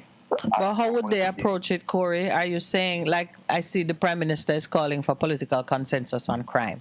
Should there be a consensus on a strategy to ameliorate the effect of recession? Yeah, I think that there should be, it will benefit everybody. So our way of doing that is to have it duked out in Parliament because we don't really have any other place. The opposition is not in cabinet. Yeah. I don't think the government is willing to do that at this time. because their focus is not necessarily to the people per se. I don't think that they're willing to do that. And there are lots more that can be done to alleviate some of the stress that will come from this recession. So let's assume that they, as you say, they are not prepared to do it. What's the next step? What should we do? How can we get it done? We should be calling for something, is how I see it. It's us, the people, that start going to them and seeking answers. And making suggestions. You see, it would help if people know the questions to ask. And I think that's part of the problem. Well, I've always believed that the government of Jamaica have a planning issue. I don't know if they have a planning issue or they don't still to plan. But I think they have a planning issue. One of the things I would want to know, what is the plan for the recession that is coming? It is not maybe. How does one plan for a recession? A recession, yes. How does one plan for a recession, really? You look at what you have currently and you try to make best use of it so that by the time things start to get depressed, you already have some stock. In other words, it's no different from any householder would do if the main breadwinner lose a job, or if salaries go down, or when inflation is eating away the value of your dollar. You begin to look at your expenditure and reprioritize, make deals with who you can make deals with concerning the payment of debt, and sometimes you even have to change your diet. If you were somebody who was buying, please do not try to buy something like salmon. If you bought a piece of salmon for $3,000 last year, that same piece is now being sold for $6,000 or $7,000. So you're saying our government need to walk us through all of the strategies and approaches that they're going to employ to ensure that the money we have will do the very best and keep us for as long as possible. Yeah, and if you want to take away something from the U.S. economy, yes, we realize that we got the inflation number recently and there was no change. Yes. In my opinion, I think that there's a direct correlation between the fact that the gas price has started to decrease and ours, and it's not trickling down to us. You see, it's a balancing act, because you have to be careful. Sometimes the actions that you take actually fuels the recession rather than help. You follow what I'm saying to you? Yeah. Okay, so therefore, if you're there sitting and say, boy, there's going to be a recession, so tell you what, I'm not going to spend my money, I'm not going to do a lot of all of these things, when in fact you are fueling the recession. But one of the things, the inflation is drying up money, but also the Bank of Jamaica is drying up money as well, so in every direction, money is being dried up. All right. So, Lowell, what you're saying, you just made a point that we need to be taking into consideration. Yes. The recession deepens when people who have money refuse to spend it. Of course. Yeah. It's a time for investment and increasing productive capacity. But you do want, so that's on the private sector side. Government is not the spender of money in that way. Government is an expense on the people. So you're not really looking to government to solve what's happening with a recession. You're looking to capital, private really sector, and labor. They are the manager. They are just gatekeepers, and all right, that's something we should discuss some more. Yes. Do we have another caller? I don't want to. Corey, thank you very much. Thanks very much, Corey, for waking us up on that issue. Good morning and welcome to the Morning Connection. Good morning. Welcome. Good morning. Welcome to the Morning Connection. So, Lowell, you just reminded me of one of the basic lessons in economics in terms of how you handle a recession. Yes. You have the pruning of expenditure, so you are tight and lean. But then there is the work that needs to be done to spark productive capacity. You have to balance it. Yeah. Good morning. Welcome. Hello, good morning. Greetings, King. Greetings, Queen. Greetings, my brother. How is everything going on right now in my world? We are well in our little piece of it, and we continue to be hopeful. And I got a whole supply of busy from the country on the weekend. That is good. That is the first step. Very, very, very, very good. Yes. Because every day I study some things and realize what's going on, and what Pfizer saying that in the vaccine, them and these things is no help to protect people's DNA. And the scientists them go and realize this word. I want everybody to write down this word for me. DEOXY. DEOXY. RIBONUCLEIC acid. ACID protein. Certain ribonic acid protein. That is the DNA of every human being body, whether you're white, shiny, pink, purple, whatever you race you want to call yourself. That is the DNA. That is the stamp that the Almighty make from your brain to your spinal cord to control your life, to make sure your life operates in nature. It's an acid that reverses every form of virus. It stops every virus from mutate. It stops every virus from spreading from people to people. And that is it. But the scientists them know that the ribonic acid protein is just like the building block of the amino acid protein that go with iron and vitamin C. That is the cure for all human disease. Or you use the amino acid protein with magnesium and zinc. Those are the building blocks to cure humanity disease. So when I look and I see all kind of people pop up in with all kind of monkeypox, all kind of information in them, and when we do the research, we understand these are the people who put the same vaccine virus in the vaccine that they're giving it to humanity. And that is the wickedest thing of it, that these people know. These governmental people know that Bill Gates decide that they want millions of people to die. But how are you going to kill them? They try to buy the food, it don't work fast. Then try to go up in the atmosphere, it don't work fast enough. They try it in the water, it don't work fast enough. So what they decide to do now is come with a vaccine that can destroy their immune system, their DNA. And when I look at the Pfizer manager said, by 2023, 1/3 means 50% of the people them will die. The population will cut down. Where did you hear him say that? Yes, I have several speech on my phone from the various different research.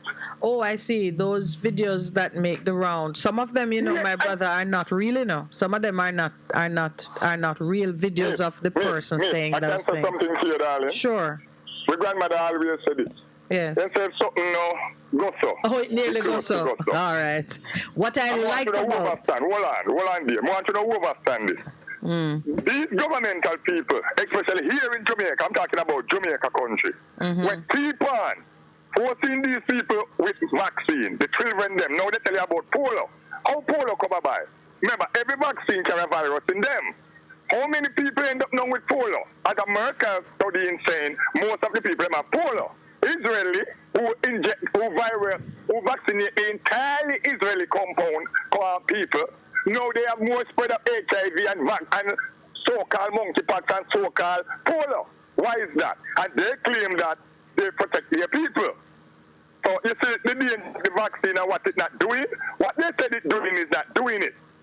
It's more taking life and destroying people, especially children. Rest remedy. Pfizer want to come and inject up to 2-year-old children. Rest remedy. You've taken me outside my comfort zone in terms of what the science is concerning some of the things you're saying. But where you certainly have my interest is when you talk about those natural remedies that are in the garden and were designed for the healing of the nation. Everything is there, Queen. Everything, right. As I said, aloe vera. Aloe vera with coffee. You reminded me of Busy. And coffee. It protects with orange juice. It protects you from getting any virus. It protects you from getting any disease. That's like a building block to protect yourself from disease. So it's like a plant named yarrow and chickweed. All right. I'm in the United States and chickenpox, what I call smallpox, going around. Yes. Everybody getting it, and I'm like, all right, this is how we're going to prevent it. So I get the chickweed and I boil the chickweed, put the organic apple cider vinegar in it, and give it to all the people them. And when they drink it, if one person in the house have it, the rest of people them do not get it. Don't get it, yeah. So it stops it from transfer from people to people. And that is the greatest thing. Yes. Knowing how to protect yourself from a disease. That is the greatest thing in my humanity. So Yes, the more sir. iron you put in your body with vitamin C, is the better for your life, because life and death are in the blood. The only oxygen that gives you, mineral that gives you oxygen, remember, oxygen is what makes you breathe. Yes. Is what keeps your life going. You only get that mineral from iron, but you get it from iron sulfate. You hear in Jamaica? Chop up some young green banana. The navel, the banana itself, boil it, your grandmother sweeten it, like a sweetening milk. I want to drink it up to 9 days.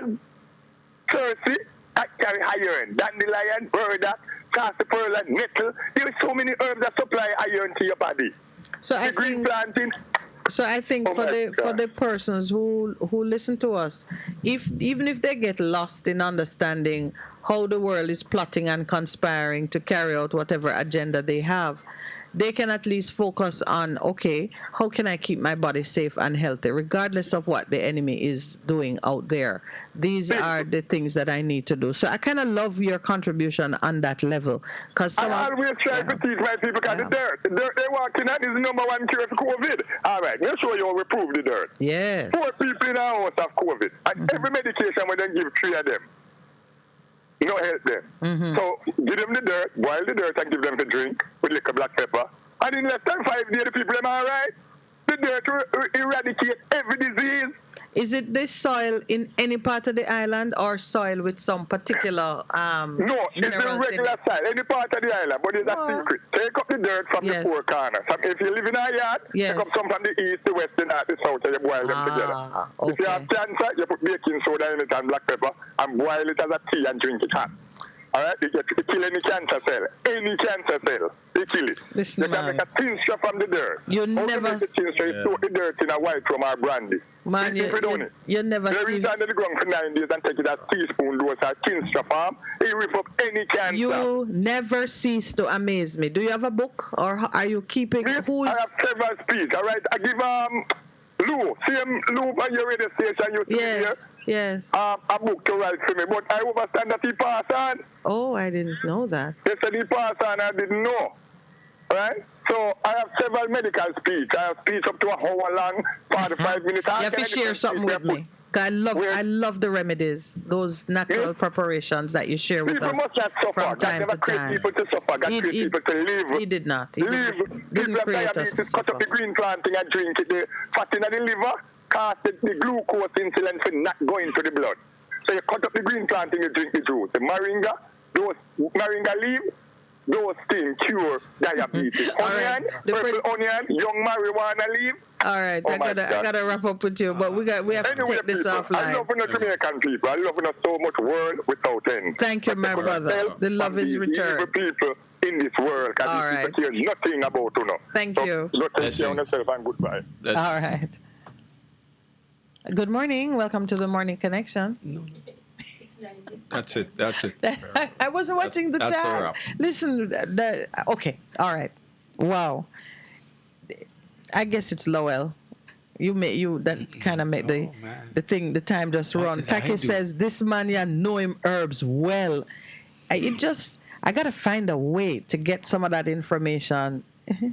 To get some of that information into, circulation and better understanding, because I saw my niece look up when she heard the diabetes one. Because yes, that is of interest to us. All right, thank you all so much, those who are online, those who are on air. Yes, Conrad, I see you said which Lou pass on. I gotta find out what he's talking about, where that is concerned. But thank you all for contributing. We do miss Pastor Percy, and we expect him to be right here tomorrow. But you see already that the producer is not shy. And I thank him for joining me on the microphone this morning. Have a great day, everyone. Please remember, Marcus Garvey Week starts today. And we got to just concentrate on some of the learning that is still very applicable in today's society. Shalom.